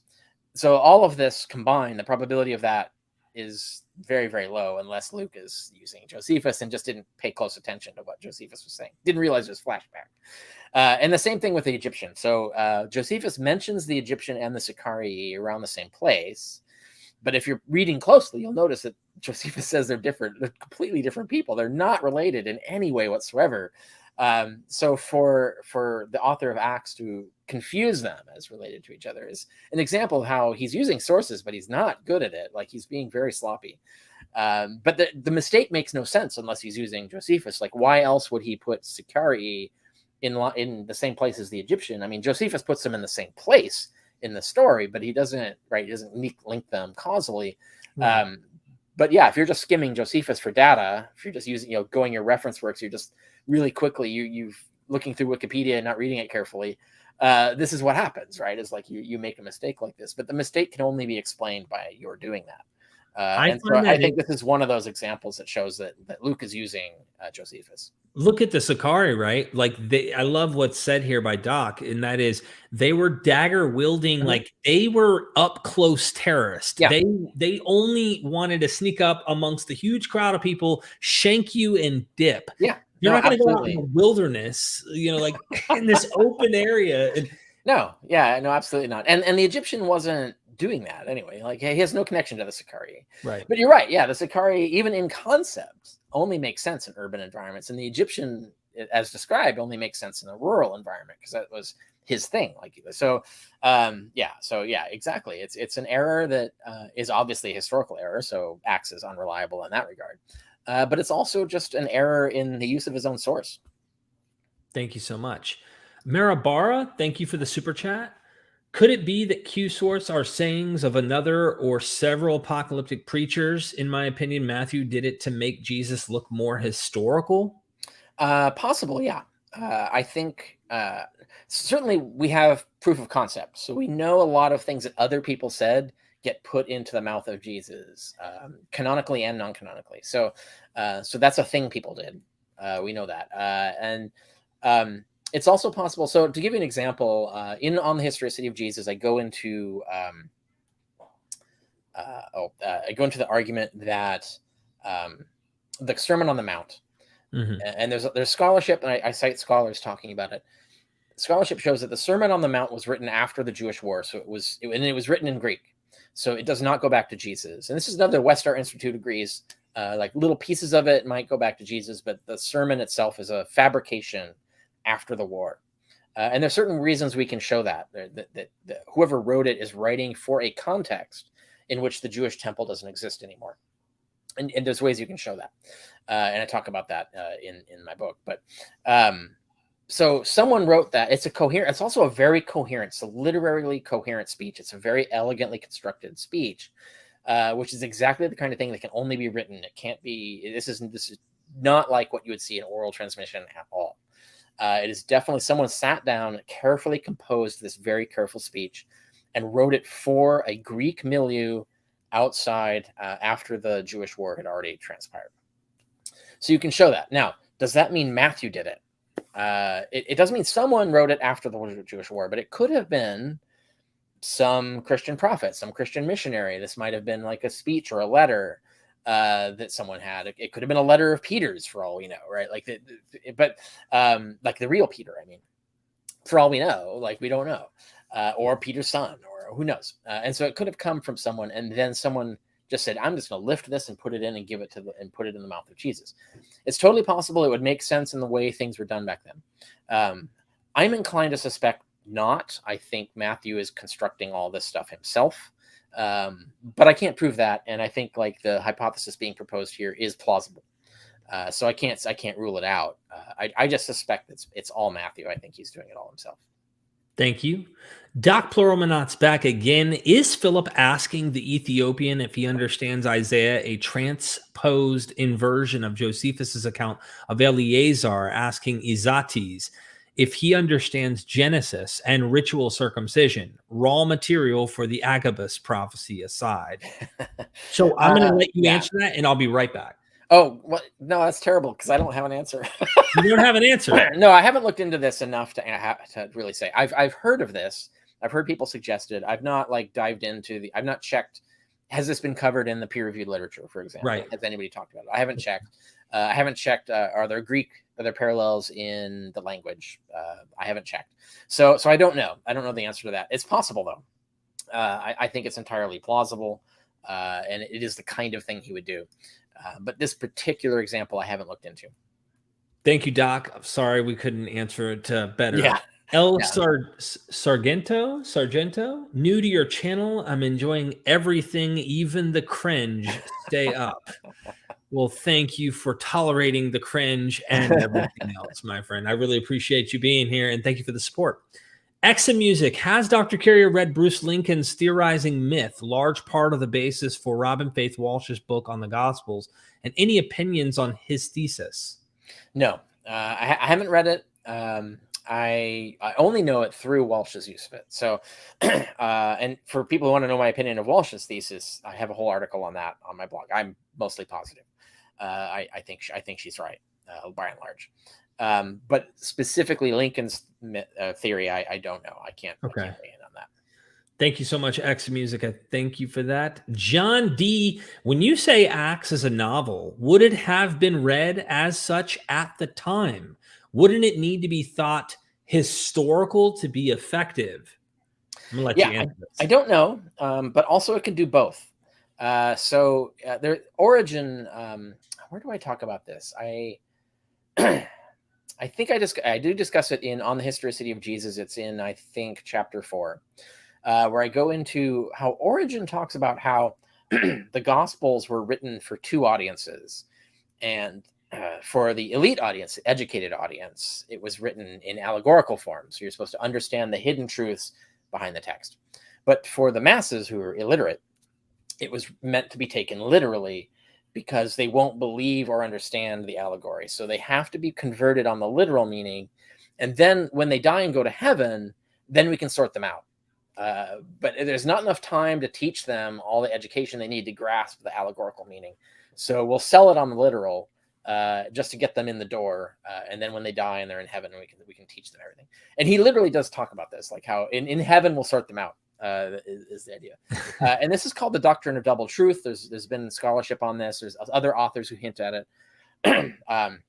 So it could be both, right? So you could have the author knows that illiterate people who hear this story written or spoken, right? So people would read it out in congregations, will just believe it literally, and it will have the effect on them that they want.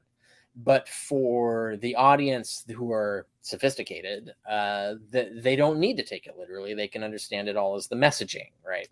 And that's fine, because that's the class divide, the education divide. That's the way ancient literature could roll. So it's different from now. Like we wouldn't normally try to do that. Well, one could say the neocons kind of do that, but that's the idea, right? Is that so it doesn't have to be an either or question. What I do think, though, is I think Luke does want this primarily to be taken as history because he needs the propaganda effect of it being historical. So he wants this to be the story. He wants this to be the narrative. That he chooses to use the novelistic format, I think, is another example of how he's using. It's kind of like if we look at a historian. I don't know, David Irving or some like Holocaust denier or whatever, like these historians who want to rewrite history. Right. Then they write like this novel, like Dan Brown, right? Let's take Dan Brown's novel. I'm not that I'm calling him a Nazi, complete different analogy. So Dan Brown wrote fiction, but a lot of people took it as like fundamentally true, right? Like not that the characters were real or the things happened, but the whole backstory, like the mystery that was revealed, etc., as true, right? And a lot of Christian apologists had a problem with this, so they're like attacking Dan Brown's book. They're attacking fiction for being factually wrong, right? Which sounds ridiculous, right? Until you realize that they are taking it seriously as if it was a history book, right? And I think if you think of the mindset and the blurring of genres in the ancient world, that makes sense for Luke. Like he wants a popular, engaging narrative. He picks the narratives that are popular and engaging, which is the novelistic format. One thing that would make this make more sense is that they didn't have genre categories. Like there's no such thing as the word the novel, right? Like no one talked about genres back then the way they do now. Like now we have different book areas where fiction goes over here and science goes over here. That isn't how books were organized back then. They didn't talk about genre that way. So the idea of a novel and a history looking different makes sense to us in hindsight, looking at how these things get approached and constructed and built. But it made less sense back then because books are books, right? A story is a story. It would take a concerted rationalist to say, like, this story looks silly. Like, your historians suck. Like, the way they write history doesn't look anything like history. And they would be right, but that isn't what Luke is doing. Luke is trying to appeal to a popular audience to try and get people influenced into buying it, right? So he doesn't want to write like a fake history book with fake footnotes and stuff, right? No, he wants to write an engaging novel that tells the stories he wants to tell. But I do think he wants it to be taken literally, even though he knows it's all bullshit. And he probably knows that some other people know it's bullshit, but those people are the people who are on his side, right? Like who totally agree that that's the narrative we want to sell. And so I think that's what's racking in the dough, right? Like there's an aspect to that. Yeah. Power, influence, money is a factor. That is true. But I also think it has a lot to do with moral social agendas got attached to these narratives. And it's much the same way that like the King Arthur narrative, if you were to say that was a myth in early England, if you were to say that was a myth, people would take you as saying that you don't believe in a unified England, that you don't believe in a united kingdom. Right. Right. Like, so like, even that's not what you're saying. Like, that's what they would take you to say. And now like swords are being drawn, right? Like, this is a big deal. And I think it's the same thing. It's like, it's if you say that this is fiction, you're also saying that the narrative is like the message, the point of it, the social agenda attached to it is also wrong. And you can't have that. And so I think there's a tendency towards people to historicize, to believe more and more in the myths being historical, because they need the myths to be historical to build their morals on top of it. And I think that's a big factor of it. And this is true throughout history. I think it still happens today, but it was especially true back then. People took their myths seriously. And like the elites would be skeptical and talk about allegory and all of this stuff. But the illiterate people, the masses, hated them for this. And I talk about this in Scientists on the Early Roman Empire. In the first chapter, I give examples of where scientists are telling each other, like, don't tell the common people this, right? Don't tell them storms aren't caused by Poseidon. They'll not handle that well. Like, don't say that. Just don't say that. But in their books, they'll say it because no one reads. They can't read, so they're not going to be reading our books. That's fine. But they're not going to come to our dinner parties, so we can talk all we want in our dinner parties. But don't go out in public and tell them that, because they'll throw rocks at you. Like, this, not the thing, right? So this is the environment that they're working in, and it's important to understand that cultural context. So they weren't mything around. Don't myth around with the myth. All right. So Dr. Carrier, we've got 1, 2, 3, 4, 5, 6, 7, 8, 9, 10, 11, 12, 13 questions. Sweet. I want to try and get through before we have a wrap up here. Almost 700 people watching live. Check out Dr. Carrier's works. And if you haven't, like, you're hard on trying to read paperback, they're on Audible. You can check them out and listen to them as you're mowing the grass, going for a ride. It's highly critical. It's secular critical scholarship. My favorite kind of scholarship is that, without that kind of trying to sell you, Theophilus, a package. Okay, Blake, when Ananias and Sapphira died, did God kill them? Or did they die by overwhelming guilt? Did they blaspheme the Spirit? Why did Luke include this story? You could ask, like, what would even be recognized as the difference between these two scenarios, right? Like, if they died from overwhelming guilt, isn't that God killing them? Like that God designed the world for that to happen, and it's still God responsible, right? What does Luke want you to think? I think he doesn't care whether you think God did it. I don't think, like, these two hypotheses, he doesn't care. Pick your one. It's just fine, as long as you pick one of them, because his whole message is basically Stalinism, is you better follow this program or you're going to die. Like, whether God's doing it or not, let the theologians debate that, but you're going to die if you don't like throw your money in. Yeah, I mean, it's a coercive fascist narrative, basically. It is true. It's not just Marxism, it's Stalinism, right? Because you have people being killed for not joining the commune, right? So, like, that's why it's like one of the most shocking stories. Wow. But it is the message, and I don't think, like, Luke is saying we need to kill shirkers. No, it's I don't think he's I don't think that's his point. I think his point is, like, that instant karma is going to get you. I think that's his idea. The idea is to scare you with the boogeyman, right, rather than scare you with an actual, we're faith militant is coming for your ass. Like, I don't think that's what he's advocating. I think he's just advocating for the moral of the story is bad things might happen to you if you don't play along. And I don't think it matters to him what the theological causal mechanism is. It's irrelevant.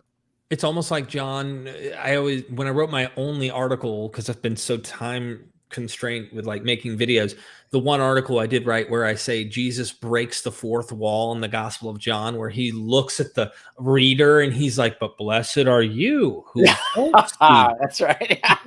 It's like, don't be Thomas, man. Just believe, That's really good example. No, that's perfect example of what I'm talking about. Yeah. Right. That's kind of what this author's doing. He's winking. He's looking at you, Theophilus. He's looking at the guy he's trying to get to pay, which means lover of God, which Theophilus just means any Christian or any target of the book. So anyone who's going to be a devotee of the Christ movement is my point. Whether it's an individual group, I don't know. And that's how these stories are told. I mean, I don't want to, like, drag us into digressions, but I often tell a story. That one of my girlfriends, she's ex-Jehovah's Witnesses, and she tells a story like there was a story told in her congregation, and the story was basically that this young couple, like this girl is really interested in this boy, he's really interested in her, and so they go for a walk, and they get to talking about things, and eventually, like, because they're alone and they're out in the forest, and the boy says, like, they get to talking, like, we can tell each other anything, right? We can tell each other anything, yeah. And then he talks about, well, I have these doubts about the religion, etc. And then they get back, and then she rats him out. And that now there's discipline and all, things happen. Right. And she's like, that story never happened. But they tell the story because now everyone's fucking afraid to admit that they're a doubter, even in private to someone they trust, because now they've been told this story that they might rat you out. Right. So it doesn't matter, like, whether the story is true. It doesn't matter, like, what the causal aspects of it are. It's just meant to instill fear that you think, oh my God, that might happen to me. And now you're shut down. Now you can't talk about your doubts with people. Right. And so it's a control doctrine. And I think a lot of mythology operates that way. Thank you so much. Constellation Pegasus. I haven't seen you in a while. Hey, hate to change the subject, but how do we know the census in Luke didn't happen according to the gospel account? Why would the writer put this in the book? Evidently false history. It's only false in the, like, sloppy description of it, right? So like Luke is just bad at describing it. Like if you are charitable and say, like, well, okay, he's being loose in the way he's describing it, it's not completely wrong, right? Like, it's just wrong about some things. And so I think and we've already seen examples where Luke is sloppy, right? So we know he, like, is, when he, especially reading Josephus, like, he'll lift stuff from Josephus and he'll screw things up. Like, he's quick, he's rushed, he's not really paying close attention. And so the errors in his account of the census can be totally accounted for by him just being lazy. There is truth to it, right? And it's not that there was a global census that happened in 6 AD. There was just a standing census order that all the provinces be counted. But when each province was counted varied, because there are different traditions, and the clock had started at different times. And the only reason the census started in 6 AD is because that's when it was annexed to Syria. So as soon as they annexed it, they had to start a census, and so that would start the clock. And I think they were every 10 years. They had to do and I think provincial censuses were every 3 or 4 years or something. And so its clock was different than everybody else. But there was a decree of Augustus that all the world should be, all the provinces should have a census. It's just that decree was, like, decades ago and didn't apply to this specific case. It just was a general order for all the provinces. And then there's just a historical event just happened to make Judea subject to that decree finally, and so there was a census, etc. So there is a correct narrative you could write. It's just Luke is bad at telling the story, whether he knows the truth of it or not. I don't know, but he's just bad at explaining it. So there is truth to the story. It's complicated, and I do talk about this for people who are interested in the minute details of the census issue, particularly with Christian apologetics about this. My book Hitler, Homer, Bible, Christ, which you showed earlier, has a whole chapter on the dating of the nativity, the discrepancies between Matthew and Luke, where I go through every possible Christian attempt to harmonize those two and explain with historical facts why they're wrong. And it answers your question, which is, how do we know these things about the census? We know it from, hard detective work as historians. So we have tons of references in not just literature, but papyri and inscriptions, and we have a lot of data that we can use to triangulate our knowledge of what was going on.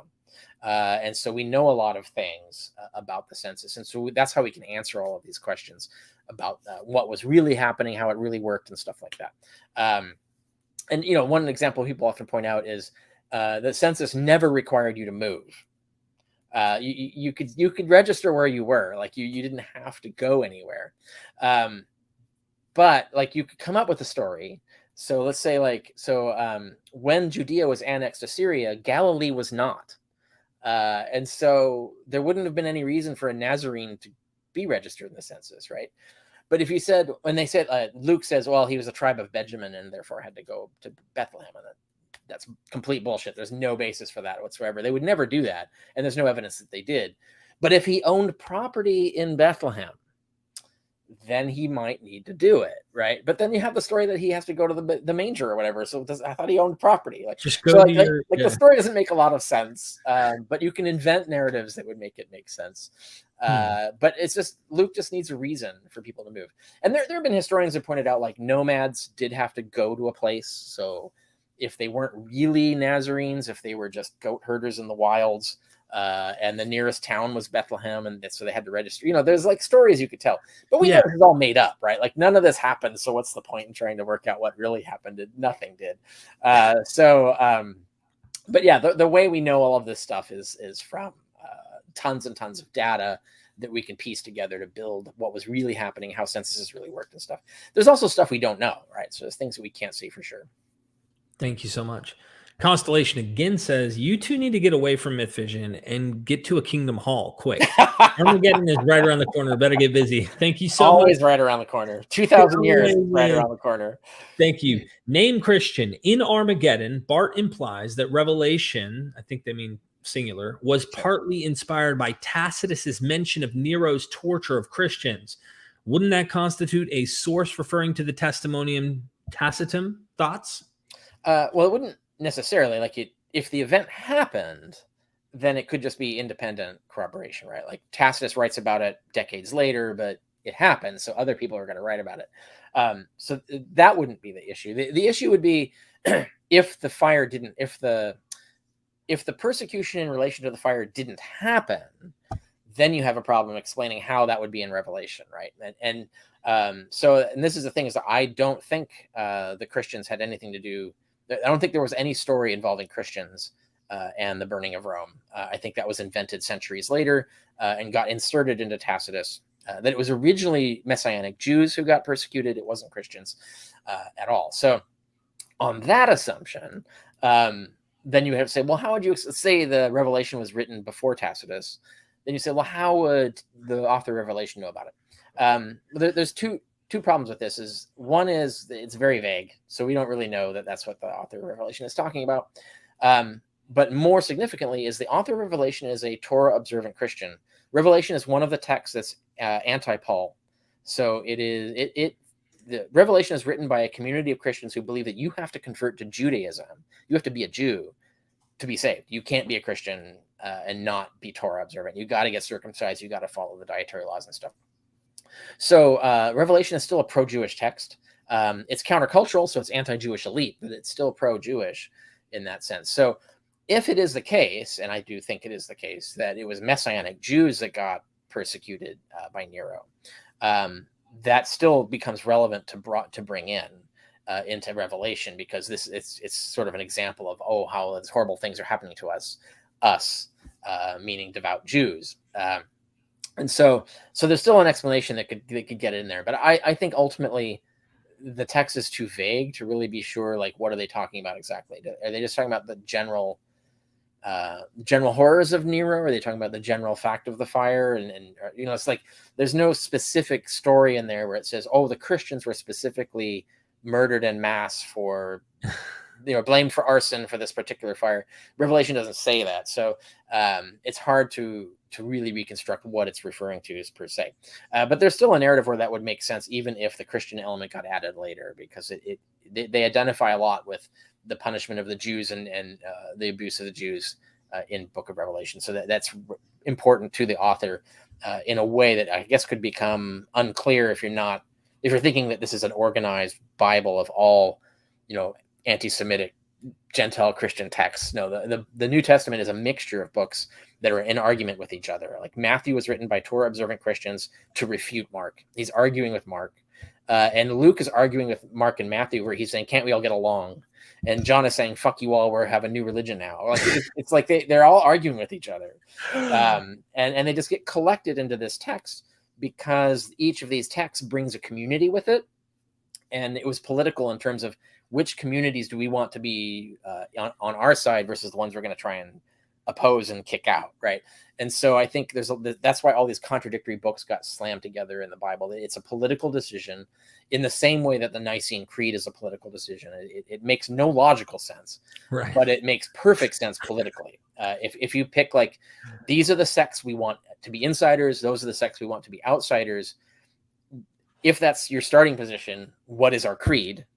The answer is this gobbledygook, this contradictory gobbledygook called the Nicene Creed, right? So the best description of that, by the way, is Bart Ehrman in How Jesus Became God.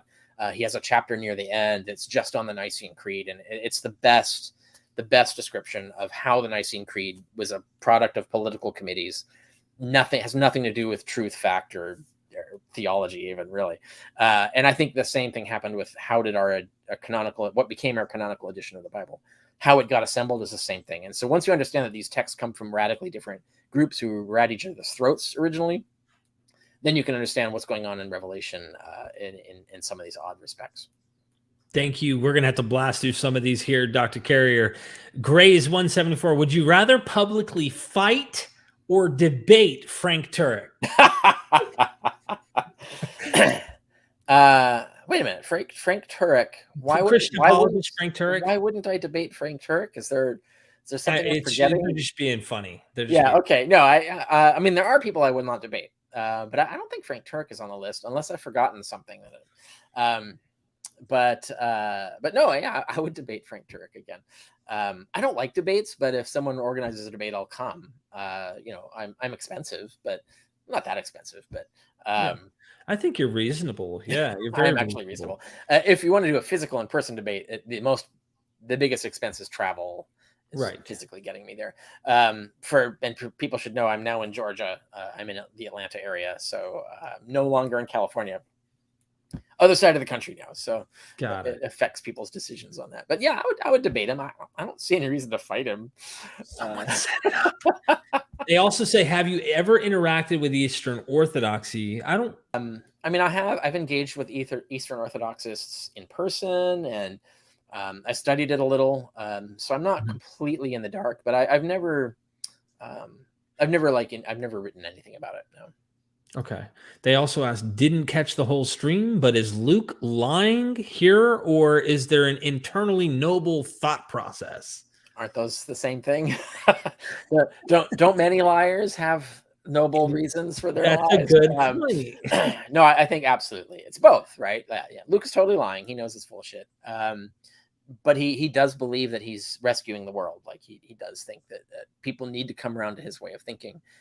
Or else all hell will break loose or whatever. Like he's sincere in his agenda, but he's completely dishonest in the way he's going about achieving it. We Are Alliance says off topic, but can you talk about the all-seeing eye of Jehovah some other time? The Tetragrammaton. Check out some old Jehovah coins. I don't know a lot about numismatics, Jewish Israeli numismatics. That's not my area. Yeah, if you were going to talk about like the Tetragrammaton on coins, you need to get someone who's an expert in ancient coins. Thank you. Gettysburg Demoniac. Since the miracles in the Gospels are fictional, why did the original disciples think Jesus was the Messiah during his lifetime? Oh gosh. Well, I mean, you're talking to someone who doesn't believe Jesus existed, so.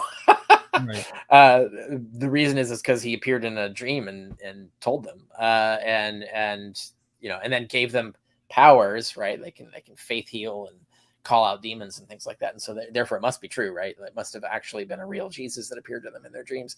No, I think that's like in my own model of how Christianity began. It was that they had a God appear to them in their dreams or their ecstatic states, told them there were these hidden messages in scripture. They found them and they're like, oh my God, this is brilliant. It has to be true. And then they went and did standard psychosomatic miracle tent shows and said, oh my God, we can heal people, etc. And then believed it. I think that's what happened. But if you're on a model of a historical Jesus, there's like 100 different models of a historical Jesus as to how people would believe that they're real. Some of it's largely the same. Like how does anyone believe that Q of QAnon is some sort of like brilliant mystical inside leader that makes only good decisions, right? How did people come to believe that David Koresh was the chosen one of God? Like you could just go through history and right. Ask that same question. It's easy to find followers, Jim Jones, etc. Like there are storylines as to how, and they don't all do it the same way, but it's mostly charisma and it's mostly emotion. It's mostly this bad epistemology. People aren't deciding who's the Messiah based on evidence-based rational reasoning. They're doing it based on like how they feel. It's based on feelings, and so there's a lot of different ways to manipulate people to feel that you are the Messiah, and we know that throughout history. In the Sabbatai Sevi, like even Rastafari like denied to his the whole time, I'm not the fucking Messiah. Don't worship me, and the Rastafarians are still a thing. Like they're still worshiping him. He himself told them to stop, and they're still doing it. So, so there's lots of ways this can happen, and because the evidence is so problematic and vague, it's difficult to know which of these pathways happened for Jesus if he existed historically. We can talk about different models that would make sense in the context, and I think there's lots of plausible historical Jesuses that would answer that question. Thank you so much. What arguments of Paul were most persuasive, effective in converting Gentiles to Christianity or to believe Jesus was raised from the dead? Well, we talked about the last part earlier, and I talk about this in more detail for people who are interested. Again, in The Scientist and the Early Roman Empire, I have a section on their epistemology and how can you do miracles? Do you suffer? Is your teaching moral? If you do those three things, then you must be telling the truth, and Jesus must have risen from the dead. Why would you lie about it? Because you're clearly of God, right? That's their thinking. It's irrational thinking, but it is how they thought. And so that's the answer to that question. As far as marketing goes, we already know, we have tons of evidence that there were tons of Gentiles who were already attracted to Judaism. And you could talk about like why, like what was it? It was appealing. But they didn't convert to Judaism because they didn't like cutting off a piece of their penis. They didn't like the dietary rules. Like the rules were too strict. But they did really admire the sort of intense piety and some of the, the brotherhood and the sort of sincerity. There were aspects of the Jewish life that really appealed to people, but they wouldn't become Jewish. And so they became God-fearers. So they became supporters of synagogues, but they weren't themselves Jewish. That was a ready-made market. Like Paul just had to walk up to them, hey, you want to be Jewish without cutting off a piece of your penis? And like, yeah, that's great. Finally, I've been looking for this. And so he had a huge market to sell to. And a lot of those people had money. And so he's bringing in sacks of cash. He talks about it in his letters. There's a lot of suspicion thrown at him about what are you doing with all this sacks of cash, Paul? And he's like, no, I swear I'm taking it to the saints back in Jerusalem. I'm taking it probably, which means, Peter, James and stuff. So here's this guy, he's coming back with sacks of cash. And it's like, hey, look, I got this new gospel, sacks of cash. And they're like, well, okay, maybe we can be a little flexible on the conversion thing. Right. So I sincerely think that is literally what happened. And I think they wow, we could have all this money that we can use for our mission. Let Paul convert the Gentiles with this stuff. We'll use the money we get to like push it onto the Jews, and so like get more Jews on board, and then we can finally bring paradise on earth. Like that's probably how they thought, right? I think that's probably what's going on. Thank you. Gray 174. What's the relationship with Torah, Christianity, and Islam? Was Jesus a prophet or of Allah this whole time? So I have an article on the historicity of Muhammad. Don't get excited. I don't come to a conclusion on that. The article is mostly about how we can't know the answer to that question. But in the article, I talk about the fact that there is some serious scholarship, and I think there's a good basis for it, suggesting that Islam is actually a remnant, an evolved remnant of one of the early original sects of Christianity, that it's evolved from a Torah observant sect into a halal observant sect, because halal and kosher are very similar. You might wonder, like, why are they so similar? And there's a lot of aspects of the Quran that look similar to Peshitta and Syrian Christianity. And so you can see, like, well, maybe there was some sort of like little sect of still hanging around of the original Christian sect of Torah observant Christians hundreds of years later.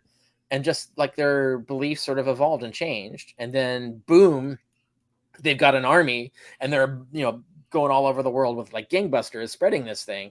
And so it looks like Islam popped out of nowhere, but that's only because it might have just been this little remnant that just, Game of Thrones its way into having military power, and then suddenly shoots onto the literary scene where we can see them. The evidence survives for us to see their presence, but they might have been there all along. So Islam might actually just be a sect of Christianity in much the way that Mormonism is.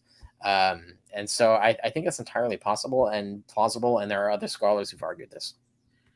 Thank you so much. There's so much we don't have time for, but 7 minutes here. How confident are you that Acts was written by a single author? Books usually were. So I give it more than 80% chance. Like, it would be very weird for multiple authors to be involved. Not so weird as to be like that would never happen. We have examples, I think, where we believe in multiple authorship. And then there's redaction, of course, which is a different question. Like, our version of Acts might have been redacted by multiple authors after the original. Right. So that's a different. Well, that's the Gospel of John. Is that it's our Gospel of John is not what the original author wrote. It's been redacted by two different authors since, but they're separate authors getting the text and changing it, and then moving it, and the next guy comes along and changes it. As far as like a committee of authors, that's uncommon. So I would need evidence for it before I would believe that happened. It's not impossible. It's just not what we statistically expect. Thank you, Mark Benson. Marabara, a fist fight between Richard and Bart Ehrman. Who wins? I don't fight people unless my life is threatened. So if Bart Ehrman is trying to physically kill me, I think I do pretty well. But I've got some moves. But otherwise, I'm not going to have a fist fight with people. I don't believe in the use of violence in that way. I guess I should start. So before we move to the next question, just for the sake of the poll, I'm going to go ahead and stop the poll where it's at. Do you think the Book of Acts is a historical fiction? Yes. So the numbers are 56% said yes, 21% said no, and 21% said not sure. Exactly those numbers, 816 votes. We're starting a new poll based on this super chat. Who would win in a fight? Bart? Yeah. People might, as if they're good gamblers, they might want to have background information. As I am ex-military, but yeah. I'm going to put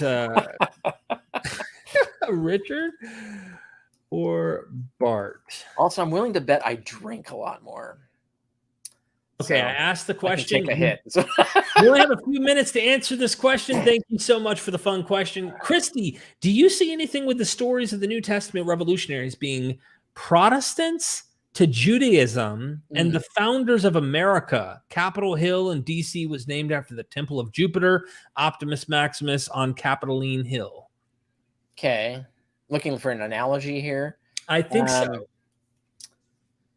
Well, the word revolutionary is a bit misleading. So cultural revolutionaries. Yeah,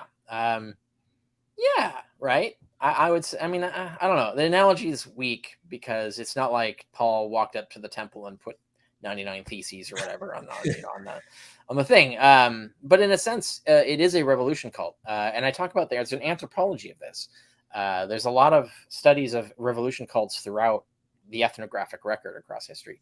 And I have element 29 in chapter 5 of On the Historicity of Jesus. I talk about the anthropological literature on revolution cults and why Christianity fits it to a T. Absolutely. I don't know that. I think Protestantism doesn't, because Protestantism was weirdly a much more rational political movement. It wasn't a visionary revelatory movement. Like, there weren't people claiming new visions, and it wasn't from the bottom up. It was a top-down movement. It got aligned with politics very quickly. So it was elite power players were involved. So, and it was more like a rational political objection to the way the Catholic Church had become corrupted. So I think that Protestantism is not considered a revolution cult. It's a very different process. So it would be hard to like build out the analogy, or maybe not fruitful to build out the analogy, other than the fact that they are religious reform movements, that they definitely have that in common. Thank you. Warren says Richard eternally looks like he's in his 20s. Yeah, it's weird, right? You're going to be like getting old looking young. Dan Johnson says, as a janitor with 4 kids, I can't give as often as someone should, but glad to support when I can. Thank you for always great content. Yeah. LBUI. What's that mean? Oh gosh, text. I would Google it normally. Someone will throw it in there. Yeah, someone tell me in the chat what LBUI. Dan, thank you so much. You didn't have to. I really do appreciate the support, and I'm going to keep bringing the fire. So, it's support like that allows him to bring me on shows. So, yeah, if you want to see more of me, throw some more money at him. So that's literally what I called Richard. I said, "Hey, man," and I've got how the economy works. Yeah. Yep. I really do appreciate the support, everybody, for making this possible. And then Ann Scott says, what does Dr. Carrier think about Paul's Pesher being the original or actual Q? Well, it wouldn't be because, so a Pesher would be a collection of verses, and it might have an interpretation attached. So it might, this verse is connected to this verse, and this is why, etc. What that is, if we build out Q, which is just literally Q, just means everything that Luke copied from Matthew that isn't in Mark. So if you build that out, it doesn't look like a Pesher. It looks like a gospel, actually. It looks like the Gospel of Matthew, honestly. That's why I think that's all it is. No, it looks like a gospel. It doesn't look like a Pesher. It could be a collection. It could be something like, let's take Dennis MacDonald's model, where it's Q plus. He has a much more elaborate version of Q that he argues for, where he argues that this was a story that predates Mark and told. That totally could predate Christianity. It could be a document, a story about some hero of yore. It could have been originally like someone set in the time of Daniel or whatever, and then someone just used that to write a modern story about Jesus. And we have examples of that being done. So I think that is a plausible model. I don't think that's what happened, but it could have. It could be something like that, where you have, it was a story about someone else, some other religious hero hundreds of years ago, that they just adapted, and we just don't know that because we don't have that story to build out from. Richard, I really appreciate your time. Dr. Richard Carrier. Yeah, thanks for having me on. Great questions from everybody. Thank you. And there's much more we could have gotten into, but I had tried to get through my first hour. I kind of try to take the first hour and then give the rest for audience. I think we did a really excellent use of time. It's fantastic. I think so too. Hitler, Homer, Bible, Christ, Proving History. You have several more, of course. Jesus from Outer Space is kind of a condensed version of On the Historicity. If you're interested in more exhaustive, you can get these on Audible. You can listen to them. Go literally subscribe to his, it doesn't cost anything. Go subscribe to his email list. You can support him more in ways like taking his online courses that he does through his own website.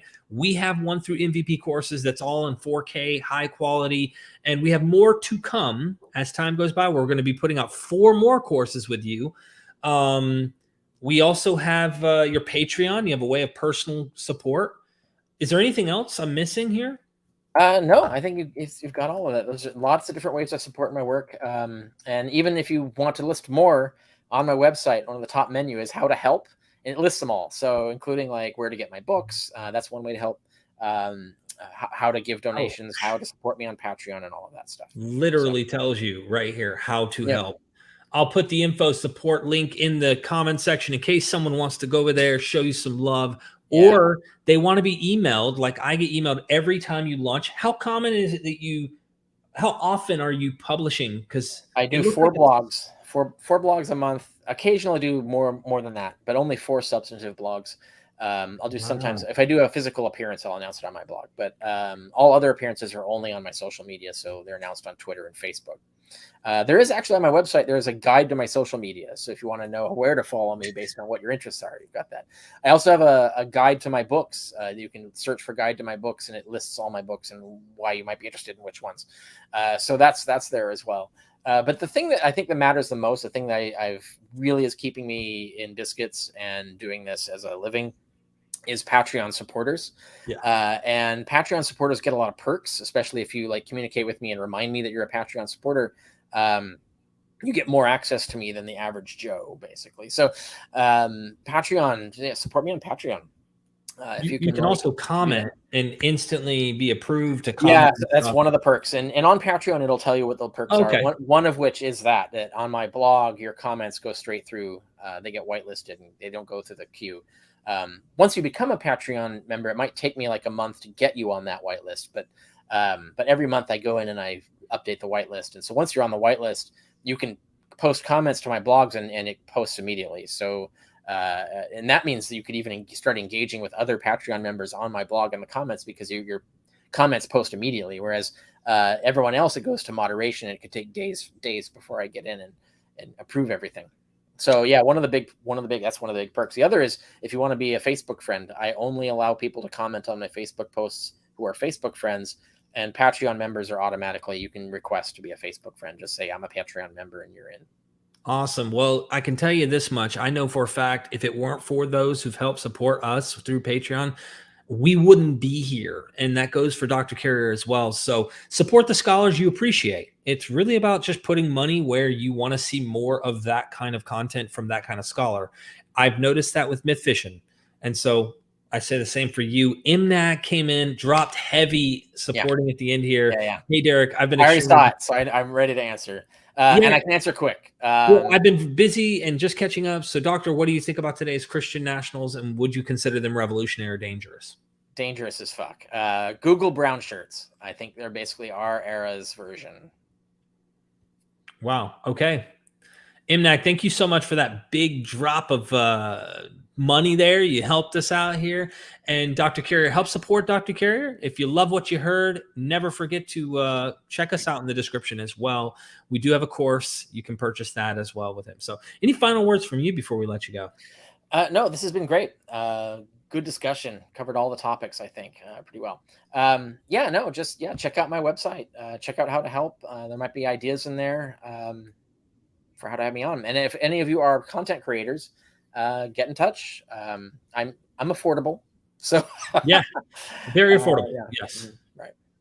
And you really just go above and beyond. You understand that we are trying to do super chats. We're trying to keep doing what we're doing here. And I just, my whole goal with this was initially just let me cover what it costs to have you on, because I love educating.